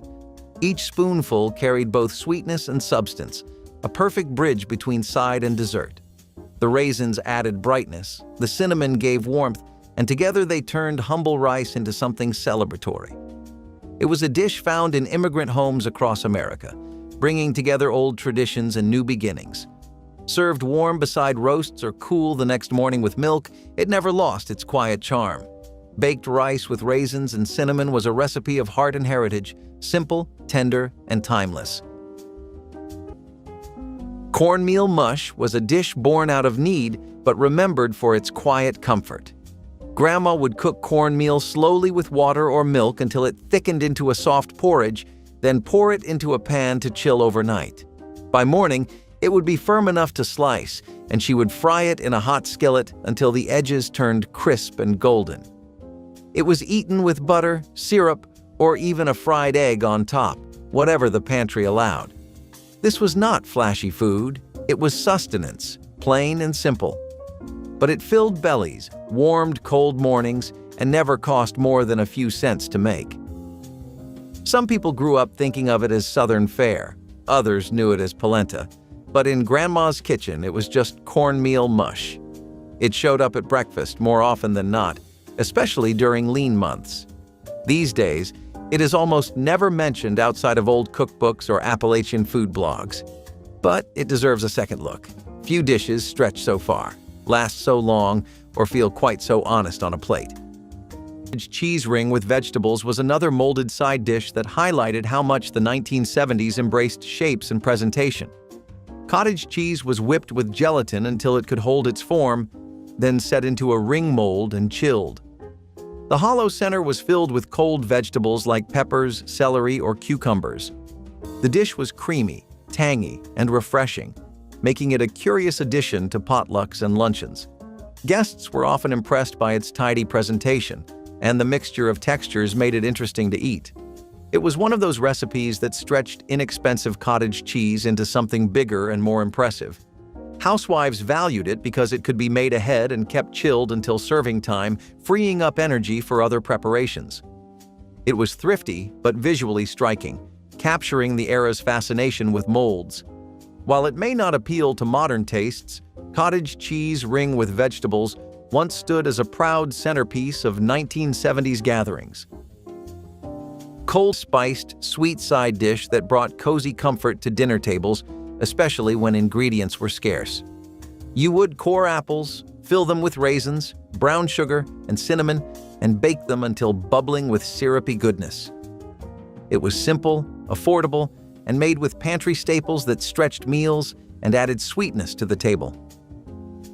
Baked apples showed up at Sunday suppers, holidays, and weeknight meals, pairing perfectly with roast pork, fried chicken, or even standing alone as a humble dessert. Recipes like this came straight from vintage cookbooks, passed down by generations who knew how to stretch groceries and make the most of what they had. You hardly see them now, but back then, those warm cinnamon apples filled kitchens with that sweet, spiced aroma that made even the hardest days feel softer. They were simple comfort straight from the oven, reminding families how far a little resourcefulness could go. Soft watermelon and feta salad was a refreshing and unexpected combination that paired juicy, sweet watermelon chunks with crumbly, salty feta cheese. This side dish gained popularity as a summer staple in mid-century America and appeared in some Betty Crocker cookbooks as a light, flavorful contrast to heavier meals. The sweet, watery texture of the watermelon provided a cooling effect, while the feta added richness and a salty punch that balanced the fruit's natural sweetness. Often garnished with fresh mint or a drizzle of lemon juice, This salad offered a vibrant mix of flavors and colors on the plate. It was a perfect picnic or barbecue side, celebrated for its simplicity and its ability to refresh the palate. The unexpected pairing showcased the inventive spirit of vintage cooking, blending sweet and savory in a way that still delights today. Watermelon and feta salad remains a nostalgic reminder of sunny days and casual gatherings around the table. Eggplant chestnut dressing was a holiday treasure from the days when dinner meant patience and warmth. You roasted the chestnuts until their shells cracked, peeled them carefully, and chopped them into soft, golden bits. Mixed with butter, bread cubes, onions, and herbs, it became the rich heart of the Christmas table. The smell was deep and nutty, mingling with the scent of roasting meat and pine from the tree. It was food that tasted like old traditions, heavy with care and time. Every bite carried the faint sweetness of chestnuts and the comfort of butter and broth. Families served it beside turkey or ham, spooned out steaming from a heavy dish. It was the kind of recipe that could never be rushed, made from memory rather than measure. Chestnut dressing was love cooked slow, proof that simple ingredients could turn into something unforgettable. Baked and impossible to forget. Stuffed baked onions were the kind of dish that made you think Grandma knew a little magic. She would peel and hollow out big yellow onions, then fill them with a warm mixture of breadcrumbs, herbs, and maybe a bit of sausage if meat was on hand. Then she would roast them until the outside was soft and golden and the center bubbled with flavor. The smell alone would bring people into the kitchen. It was impressive without trying too hard. Just an onion, transformed into something elegant. You might find them at a Sunday dinner or as a side for a special roast. They looked like something out of a restaurant, but were made from the humblest ingredients. Stuffed onions stretched the grocery budget and elevated whatever else was on the plate. You would cut through the tender layers with a fork and get a mix of sweetness and savory warmth. It is hard to imagine a time when onions took center stage like that, but Grandma knew how to make the most of what she had. Today, we just chop them and toss them in a pan. Back then, they were stars. Rice stuffed bean supreme was a side dish that took a humble legume and dressed it up for special occasions. Lima beans were simmered until tender, then folded into a creamy sauce often flavored with butter, milk, and a touch of nutmeg. The mixture was poured into a baking dish, topped with breadcrumbs, and baked until golden and bubbling. It transformed the often overlooked lima bean into something rich and comforting, with a texture that appealed even to those who usually avoided them. Housewives appreciated it because it was economical, yet felt dressed up enough to bring to potlucks or serve at Sunday dinners. Children were coaxed into eating their vegetables when lima bean supreme appeared because the creamy sauce softened the flavors and made it more approachable. It was one of those recipes that fit perfectly into the casserole culture of the 1970s, blending thrift with a little indulgence. Today it is hard to find, but it once stood as proof that even the plainest vegetables could be made into something memorable. Macaroni and tomatoes was the forgotten side that kept dinner plates full when grocery budgets were stretched thin. You would boil macaroni, toss it with stewed tomatoes, a pat of butter, and maybe onions or cheese if you had extra. It was not glamorous, but it got the job done. You could find this simple pasta side in old community cookbooks from the 40s through the 70s, tucked between casserole recipes and Jell-O molds. Families loved it because it used pantry staples, cost little, and made meals stretch farther. It showed up next to pork chops, meatloaf, or whatever leftovers you had. Macaroni and tomatoes was the quiet hero of the table, filling bellies when money was tight. You do not see it much now, but in its day, it was a practical filling side that showed how far folks could go with a box of pasta and a can of tomato. Aspic was a unique savory gelatin dish that combined tomatoes, onions, and herbs set into clear aspic molds, offering a refreshing and visually striking side. This vintage recipe was popular in mid-20th century America, often featured in Betty Crocker cookbooks as an elegant yet approachable addition to the meal. The aspic's firm, jelly-like texture held the fresh tomato chunks and fragrant herbs suspended in a flavorful, savory gelatin. Served chilled, tomato aspic provided a cool contrast to warm mains and added a touch of sophistication to dinner parties and holiday spreads. The dish's translucent nature made for a colorful presentation that impressed guests and delighted the eyes. Its mix of tangy tomato flavor and subtle herbal notes created a palate-pleasing experience that was both light and satisfying. Tomato aspic is a nostalgic reminder of a time when gelatin dishes were celebrated for their creativity and flair. Creamed celery with almonds was the hidden gem of 1920s hotel dining, grace disguised as a side dish. Stalks of celery, once humble and crisp, were simmered gently until soft, then bathed in a velvety white sauce made of butter, cream, and flour. Slivered almonds sprinkled on top added a satisfying crunch that broke through the creaminess. The dish shimmered pale green and ivory, elegant without trying too hard. Served beside roasts or fish, it added quiet sophistication to any table. The scent was light but luxurious, a blend of butter and warmth that drifted through the room. In grand hotels, it was served beneath silver covers. In home kitchens, it arrived in chipped baking dishes. But in both, it meant the same thing: care, taste, and celebration. For Christmas, it offered something different, rich but delicate, indulgent but refined. It was the kind of food that made people sit up a little straighter, even at the family table. Creamed celery with almonds was grace in a casserole dish, a taste of gentility that turned simple ingredients into an unforgettable holiday memory. Salad. Wilted lettuce salad sounds like something gone wrong, but in Grandma's kitchen, it was magic.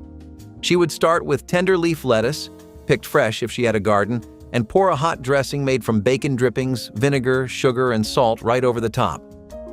The leaves would soften slightly, just enough to take on the tangy, savory warmth of the dressing. Sliced onions or hard-boiled eggs were sometimes added depending on the season.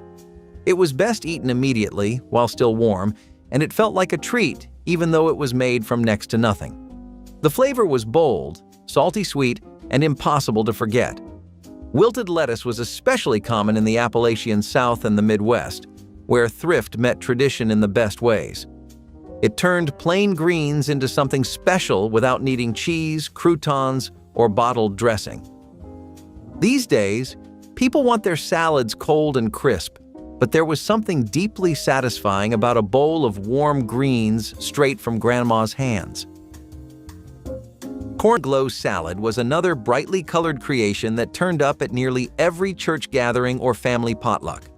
It was made with orange-flavored gelatin mixed with grated carrots and crushed pineapple, a combination that blended sweetness with a touch of vegetable crunch.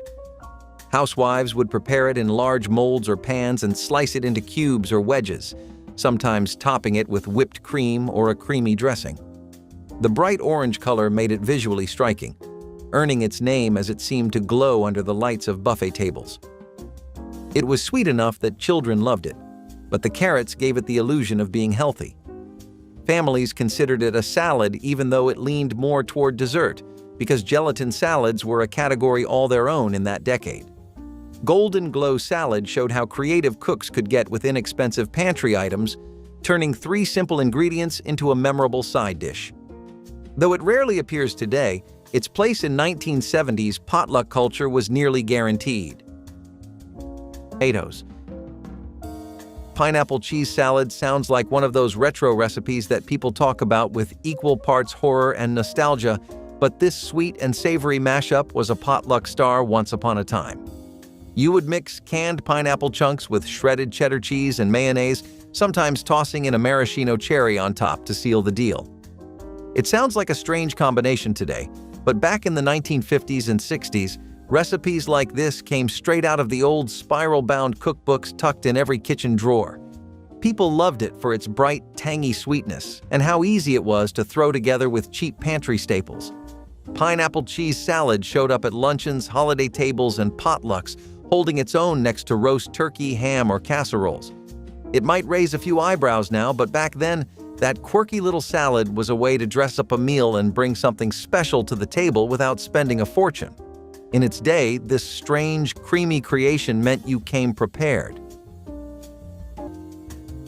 Cheese and pineapple skewers were a fun and flavorful appetizer side that perfectly blended sweet and savory notes. Cubed cheese, often cheddar or a mild American variety, was paired with juicy pineapple chunks on toothpicks, creating bite-sized delights that were both refreshing and rich. This combination featured prominently in Betty Crocker cookbooks as a party favorite and an easy-to-prepare hors d'oeuvre. The sharpness of the cheese contrasted with the tropical sweetness of the pineapple, making every bite a balanced explosion of flavors. These skewers were popular at potlucks, holiday gatherings, and casual get-togethers, offering a colorful and attractive option that was simple yet sophisticated. The ease of assembly made them a go-to for hosts wanting to impress without fuss. Their combination of textures, creamy cheese and juicy fruit, made for an unexpectedly delightful treat that could easily double as a side dish or a snack. Mashed turnip puff was comfort disguised as elegance, a soufflé made from what most would throw away. Boiled turnips were mashed smooth, mixed with butter, eggs, and a hint of sugar, then baked until puffed and golden. The texture was airy, the flavor sweet with an earthy edge. It was the kind of dish you found in post-war cookbooks, teaching families how to make do with grace. Turnip puff stood proudly beside roasts and gravies, its soft top trembling as it left the oven. The scent was gentle but welcoming, like a promise that nothing simple had to be dull. Kids might wrinkle their noses, but one bite often changed their minds. It was humble food dressed for celebration, proving that thrift and taste could share the same table. Turnip puff was the quiet star of forgotten holiday meals. Cranberry ambrosia salad was not really a salad in the way we think of salads today. It was a dessert disguised as a side dish. Grandma would fold together canned mandarin oranges, crushed pineapple, shredded coconut, mini marshmallows, and whipped cream, sometimes with a spoonful of sour cream to give it balance. It was creamy, sweet, and just fancy enough to make it onto the holiday table next to the turkey or ham. For many families, this was a taste of celebration. Kids loved it for the marshmallows, adults appreciated the simplicity, and everyone agreed it belonged at every potluck. Ambrosia was the kind of thing that made it into every community cookbook. Easy to make, hard to mess up, and always a crowd pleaser. You could throw it together with pantry items, let it chill for a few hours, and it would hold up just fine. Some versions added maraschino cherries or pecans for a little extra flair. These days, you might see similar flavors in retro-themed desserts, but the original ambrosia has mostly disappeared from our tables. Maybe it was too sweet, too fluffy, or just too old-fashioned. Succotash oysters were one of those Depression-era dishes that did not have a lick of seafood, but still felt like something fancy. Grandma would mix corn, usually fresh or canned, with eggs, flour, and a bit of milk to make a thick batter.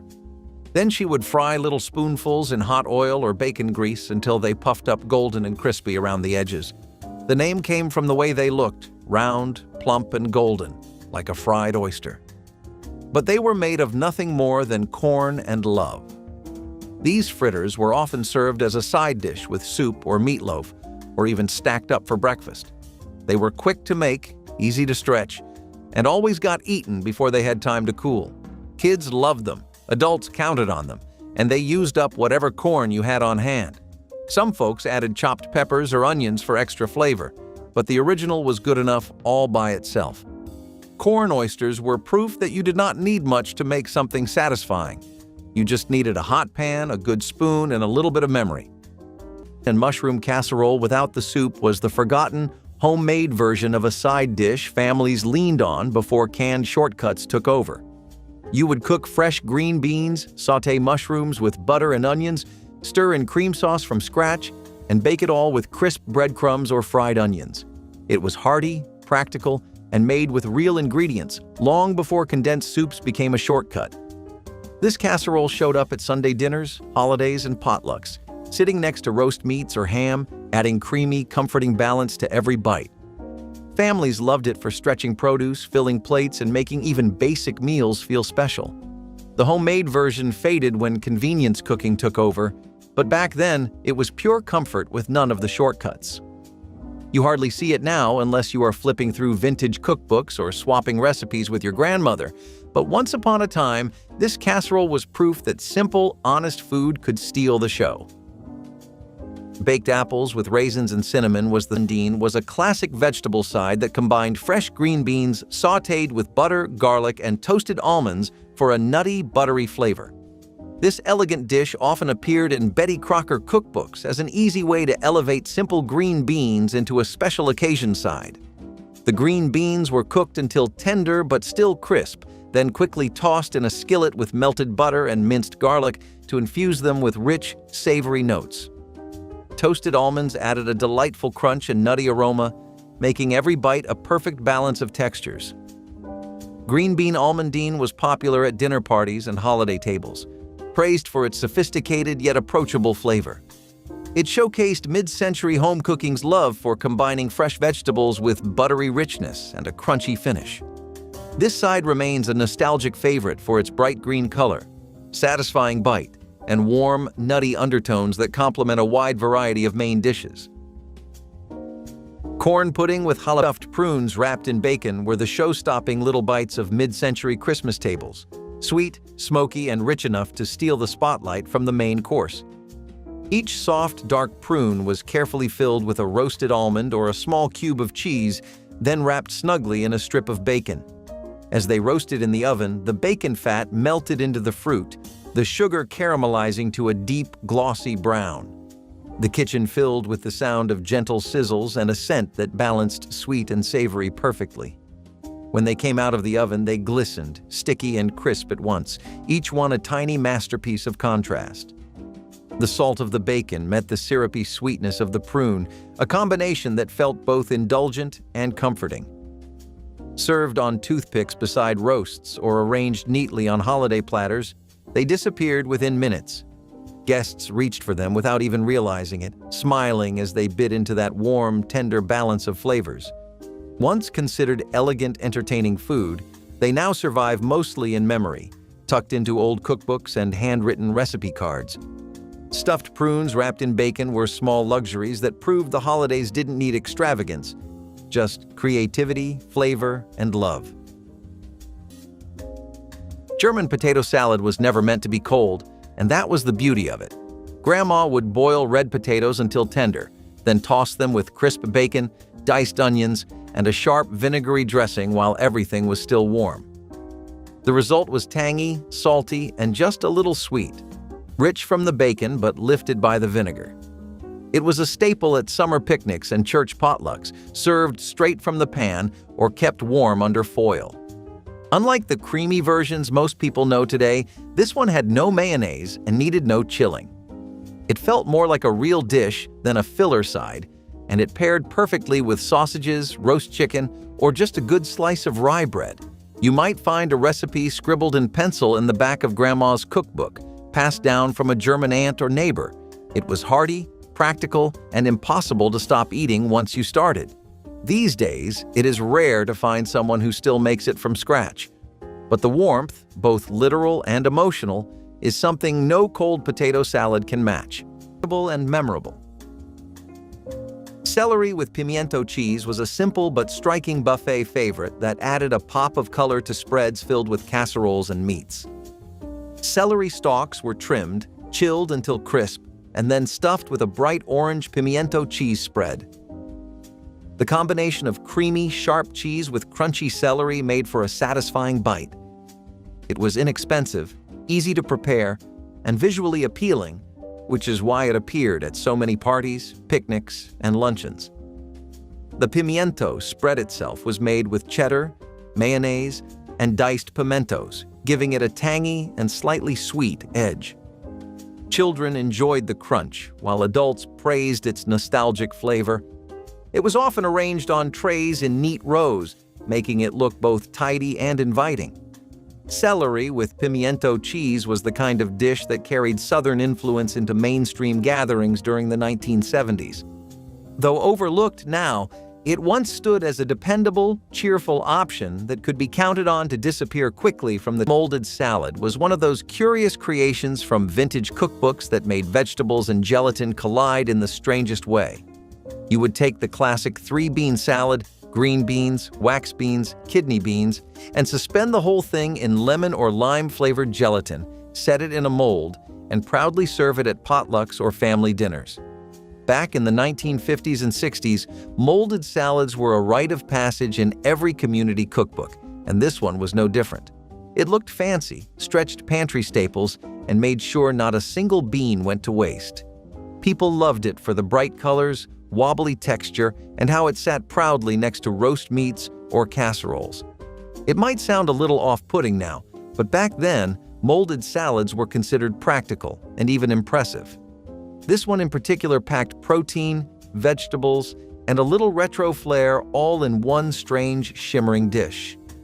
You might not see it outside of vintage recipe cards today, but once upon a time, it was the talk of every potluck.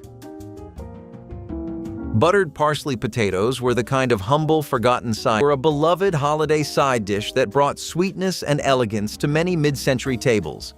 These small, tender onions were gently cooked in butter and brown sugar until perfectly caramelized, their natural sweetness enhanced by the rich glaze. The result was a dish that offered both a soft texture and a shiny, inviting coating, making it a standout accompaniment for roasted meats and festive dinners. Betty Crocker cookbooks often included this recipe, praising its simple ingredients and impressive flavor. Glazed pearl onions were considered a luxurious yet accessible way to add a touch of sophistication without complicated preparation. Their subtle sweetness balanced savory mains, making them a favorite during Thanksgiving and Christmas meals. The buttery glaze clung to every bite, creating a harmony of flavors that felt both indulgent and comforting. It was a dish that could elevate any holiday spread, yet remain easy enough for home cooks to prepare with confidence. Celery with cream sauce proved that even the humblest vegetable could be grand. Celery stalks were blanched until tender, laid into a buttered dish, and covered with a sauce thickened from milk and flour. A sprinkle of breadcrumbs and cheese finished the top before baking. When it came out, it bubbled softly, pale green under a golden crust. The sauce made the celery rich instead of crisp, delicate instead of plain. In the 1930s, this dish was a sign of care, served at tables where nothing was wasted and everything had purpose. It looked modest, but it tasted luxurious, soft and savory in every bite. For families who could not afford extravagance, baked celery felt like something fine, a small celebration in itself. It turned a kitchen staple into a Christmas memory. Copper pennies were more than just a colorful dish. They were a reminder that simple vegetables could still feel dressed up when times were tight. These were sliced carrots marinated in a tangy sweet sauce made from vinegar, sugar, and sometimes just a dash of dry mustard. The recipe usually came from a stained card in Grandma's tin box, the kind she would pull out for church potlucks or Sunday suppers. You could serve them cold or slightly warm, and the flavor only got better after a night in the icebox. The bright orange color stood out on even the most modest dinner table, and they were easy to make in bulk with very little fuss. Canned carrots worked just fine if you had no fresh ones, which helped stretch this into leaner seasons. And while the name might sound silly now, anyone who grew up with them remembers how good they looked lined up beside the ham or roast. Some people even thought it was the one way they liked carrots.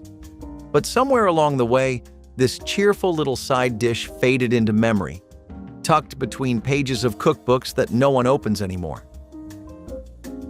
Harvard avocado pineapple salad was one of those curious combinations that only the 1970s could have produced. Avocado halves were scooped and filled with pineapple chunks, then topped with a dollop of mayonnaise or sometimes cottage cheese. The result was a creamy, tangy, and slightly sweet side dish that looked exotic at potlucks and luncheons. Housewives appreciated it because avocados were gaining popularity and pineapple, whether canned or fresh, was inexpensive and readily available.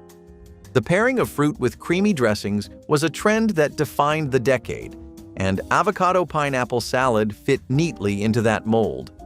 Guests were often intrigued by the unusual combination, and while some loved it, others hesitated at the blend of flavors.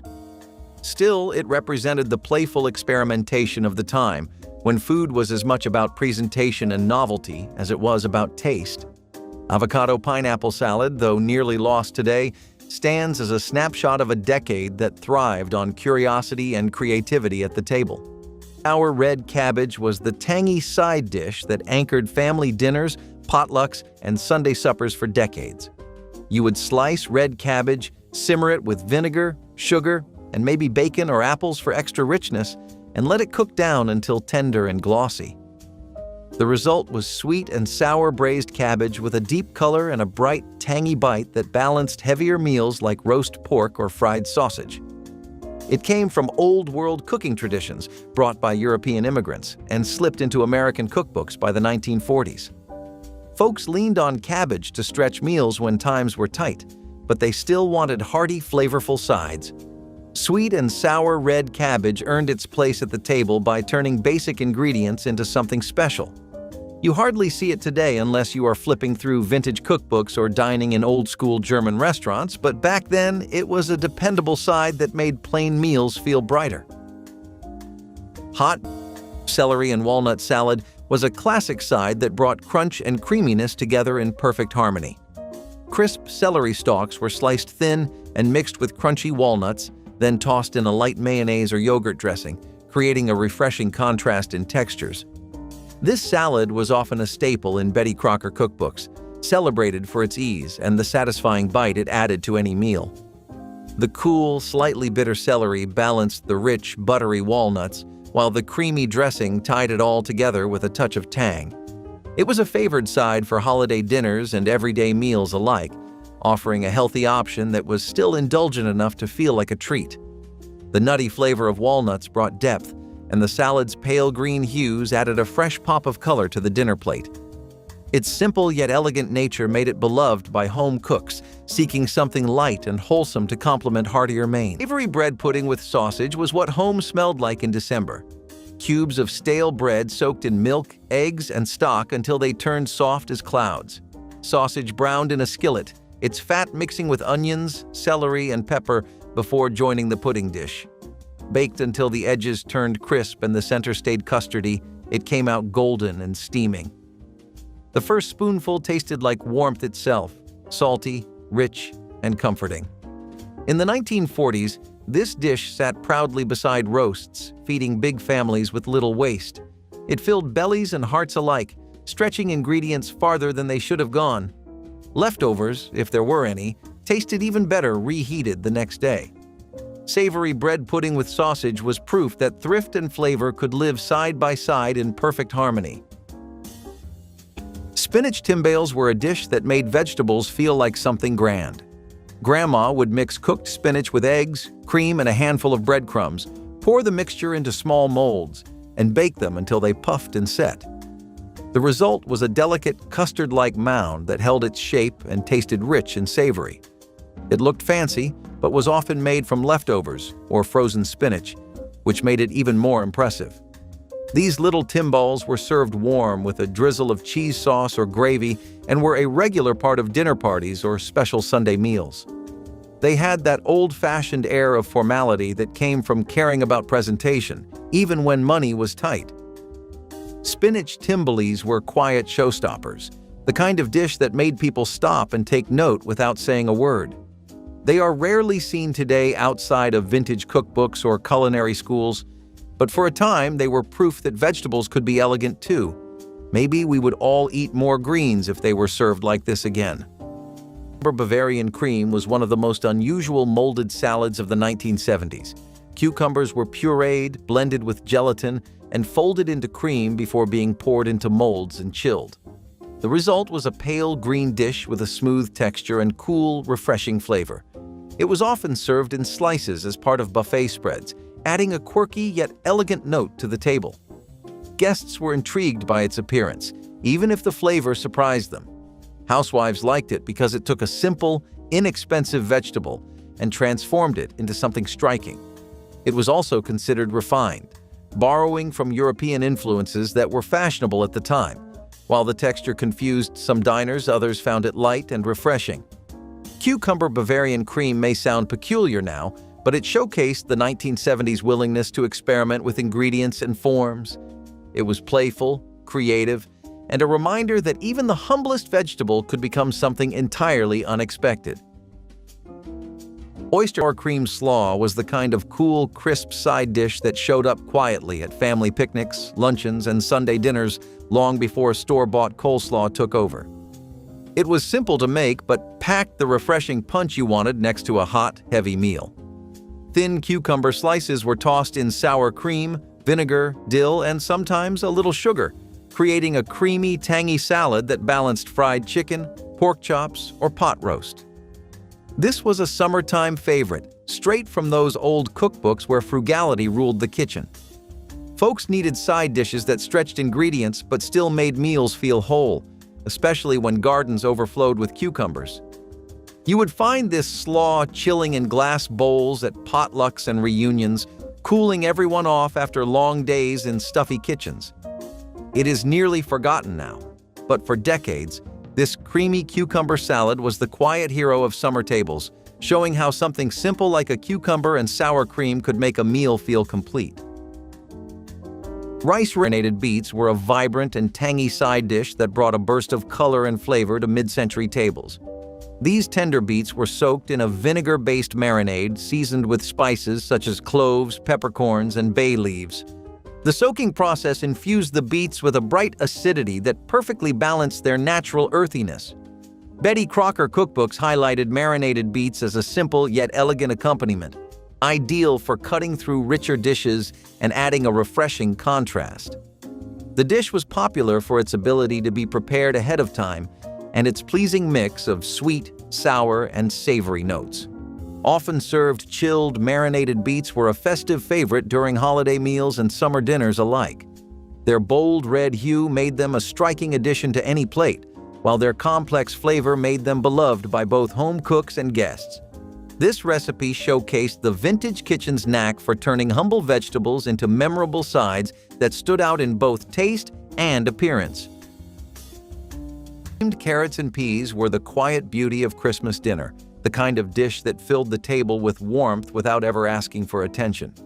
Fresh carrots were sliced thin, peas shelled or poured from a can, and both simmered gently in butter until soft enough to yield under a spoon. A splash of milk turned the mix silky, and a spoonful of flour thickened it into a smooth, glossy sauce that clung to every bite. The sweetness of the peas balanced the earthy calm of the carrots, the two melting together in soft harmony. The scent that rose from the pot was gentle and homely, sweet, buttery, and full of patience. It was the side that stood quietly beside grander dishes, yet no plate ever looked complete without it. Children loved its mildness, adults, its nostalgia. In the 1950s and 1960s, it was a staple of Christmas tables across the country, a simple sign of comfort and care. Creamed carrots and peas were food made with kindness, meant to soothe and steady, never to impress. It was the flavor of family, familiar, forgiving, and always enough. Frosted lime salad was a vivid green spectacle that lived on buffet tables and Sunday dinners throughout the decade. It began with lime-flavored gelatin, which was poured into molds and chilled until firm. On top of that shimmering green base, housewives would spread a frosting made of cream cheese blended with crushed pineapple. The result was a layered dish that was part dessert, part salad, and entirely a conversation starter. Guests marveled at its bold color and unusual combination of tangy, sweet, and creamy flavors. Children enjoyed the pineapple while adults admired the cool, refreshing texture. It was one of those recipes that fit perfectly into the gelatin craze of the 1970s, where even salads were expected to jiggle. Frosted lime salad carried an almost retro elegance, presented in rings, domes, or squares depending on the mold used. Though its popularity faded, it still embodies the playful experimentation of an era that valued novelty as much as taste. In its own quirky way, frosted lime salad reflected the 1970s at its brightest and boldest. Mock cheese jello salad was one of those curious creations that somehow became a potluck staple all across America. It mixed creamy cottage cheese with lemon or lime gelatin, And if that was not bold enough, people often added celery, grated carrots, or pineapple chunks. You would walk into a family reunion or church dinner in the 1940s, and there it was, wobbling in all its glory next to fried chicken or meatloaf. People loved it because it looked presentable, stretched ingredients, and felt like something special during tight grocery budgets. You might not see it on modern tables, but back then, molded salads were more than a trend. They were pure kitchen creativity when you had to make do. This one came straight from old community cookbooks with curled pages and faded ink, the kind passed down through families who knew how to stretch every dollar. Corn-style baked potatoes were a crowd pleaser on many mid-century American dinner tables. These potatoes were baked to a fluffy perfection, then smothered in a creamy ranch-flavored topping that brought a delightful mix of herbs and tangy zest. The ranch dressing blend, rich with buttermilk, garlic, and dill, made these spuds anything but ordinary. Imagine biting into a warm potato where the skin is slightly crisp and the inside bursts with smooth, flavorful goodness that dances on your tongue. This side dish was perfect for family dinners or potlucks, offering comforting familiarity with a touch of indulgence. Ranch-style baked potatoes were not just about flavor, but also about warmth and homeliness, fitting seamlessly alongside classic meatloaf or roast chicken. The ease of preparation and the simple ingredients made this recipe a staple in many Betty Crocker cookbooks, cherished by home cooks who wanted to impress without spending hours in the kitchen. Whether served plain or with a sprinkle of extra cheese or chopped chives, this dish remains a nostalgic favorite for those who remember the days of vintage comfort food. Orange chestnut puree was quiet elegance spooned beside a roast, smooth as velvet and sweet with the memory of smoke. Chestnuts were roasted, peeled, and mashed with butter, cream, and sugar until the mixture turned golden and silken. The flavor was gentle yet complex, nutty, faintly caramel-like, touched with the taste of the fire. Served warm beside turkey or beef, it felt indulgent without needing to show off. In the early 1900s, it graced both grand dining rooms and humble kitchens, a symbol of refinement that still knew how to comfort. The texture mirrored mashed potatoes, but its taste carried winter's heart, soft, rich, and a little nostalgic. It paired beautifully with gravies and roasts, balancing their depth with quiet sweetness. Making it took time and patience, the kind only holidays allowed. Each spoonful felt like celebration itself, simple, elegant, and timeless. Chestnut puree was food for the soul, a forgotten treasure waiting to be remembered. Hominy potatoes. Anna looked like something you would see at a fancy restaurant, but Grandma made it with nothing more than a sharp knife, a heavy pan, and a little patience. She would slice potatoes paper thin and layer them with butter. No shortcuts, no fuss. The pan would go on the stove first to crisp the bottom, then into the oven to bake until golden and crackling on the edges. When she flipped it out onto a plate, it came out in one perfect buttery circle. The center was tender, the outside crisp, and every bite was simple but rich. Slaw with sunflower seeds was a crunchy twist on the classic coleslaw, giving it a slightly nutty bite that made it memorable. Shredded cabbage was tossed with carrots and sometimes raisins, then mixed with mayonnaise or vinegar dressing. Sunflower seeds were sprinkled in, adding both texture and a surprising depth of flavor. This variation became popular because it felt fresh and wholesome, fitting the health-focused trends creeping into the 1970s. It was also affordable, since cabbage was inexpensive and sunflower seeds were widely available in bulk. Families loved it because it paired well with grilled meats, baked chicken, or sandwiches, and it held up well at picnics.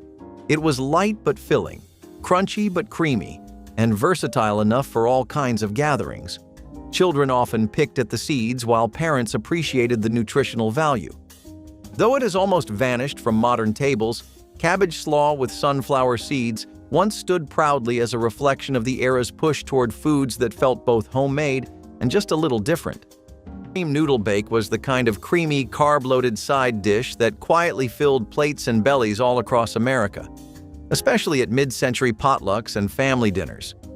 You would boil up egg noodles, toss them with sour cream, butter, chives, and sometimes a little cheese, Then bake the whole thing until warm and bubbling with golden edges.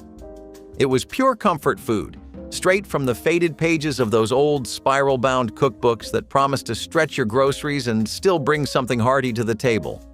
Sour cream noodle bake balanced creamy richness with just enough tang, making it a perfect side for roast chicken, pork chops, or fried meats when times were lean. Families leaned on recipes like this because it was affordable, filling, and easy to whip up with pantry staples, especially when grocery budgets were tight and every meal needed to count. You would find it at church dinners, neighborhood potlucks, or scribbled on index cards tucked in recipe boxes, quietly holding its place as a dependable, cozy side dish. It slipped off most menus today, but back then, it made every plate feel just a little more complete. Stewed zucchini, broiled grapefruit with brown sugar, was a simple yet elegant side dish that warmed many hearts and kitchens. Halved grapefruits were topped generously with brown sugar, then broiled until caramelized, creating a slightly crisp, golden crust that contrasted with the juicy, tart fruit beneath. The result was a warm, zesty bite that balanced sweetness and tang in a way that felt both indulgent and healthy. This dish appeared in Betty Crocker cookbooks as a bright finish to heavier meals or as a breakfast treat for those wanting something fresh yet comforting. The caramelized sugar added depth and a subtle crunch, turning humble grapefruit into a dessert-like delight. It was especially popular during winter, when citrus was in season and the warm oven created a cozy kitchen atmosphere. The blend of warmth, tartness, and sweet caramel made this side dish memorable, and it often became a topic of conversation at the family table. It was a wonderful example of how simple ingredients could be transformed into something special with just a broiler and a little patience. Creamed leeks were quiet luxury, the kind of side dish that whispered instead of shouted. Long, pale stalks were trimmed, sliced thin, and simmered slowly in butter until they turned soft enough to collapse at the touch of a spoon. A pour of cream followed, turning everything velvety and pale gold. A hint of nutmeg deepened the flavor, while a dash of salt brought out the leek's natural sweetness. The scent that rose from the pan was delicate and buttery, a perfume of patience and care. Served warm beside roast chicken, fish, or turkey, it brought elegance to any table without ever showing off. In the 1960s, this dish was considered sophistication for those who knew simplicity's secret. That real flavor came from time, not trickery. It gleamed softly under the holiday lights, a quiet contrast to the heavy roasts and casseroles beside it. Every bite was tender, smooth, and deeply comforting. Creamed leeks were forgotten grace, a dish of restraint, warmth, and quiet pride, proving that the simplest vegetables could taste like celebration. Cornmeal mush was a dish born out of need but remembered for its quiet comfort. Grandma would cook cornmeal slowly with water or milk until it thickened into a soft porridge, then pour it into a pan to chill overnight. By morning, it would be firm enough to slice, and she would fry it in a hot skillet until the edges turned crisp and golden. It was eaten with butter, syrup, or even a fried egg on top, whatever the pantry allowed. This was not flashy food, it was sustenance, plain and simple. But it filled bellies, warmed cold mornings, and never cost more than a few cents to make. Some people grew up thinking of it as Southern fare, others knew it as polenta. But in Grandma's kitchen, it was just cornmeal mush. It showed up at breakfast more often than not, especially during lean months. These days, it is almost never mentioned outside of old cookbooks or Appalachian food blogs. But it deserves a second look. Few dishes stretch so far, last so long, or feel quite so honest on a plate. Which forgotten side dish belongs back on your family table? Drop your favorite in the comments, hit like, and subscribe for more lost recipes from African American culinary traditions.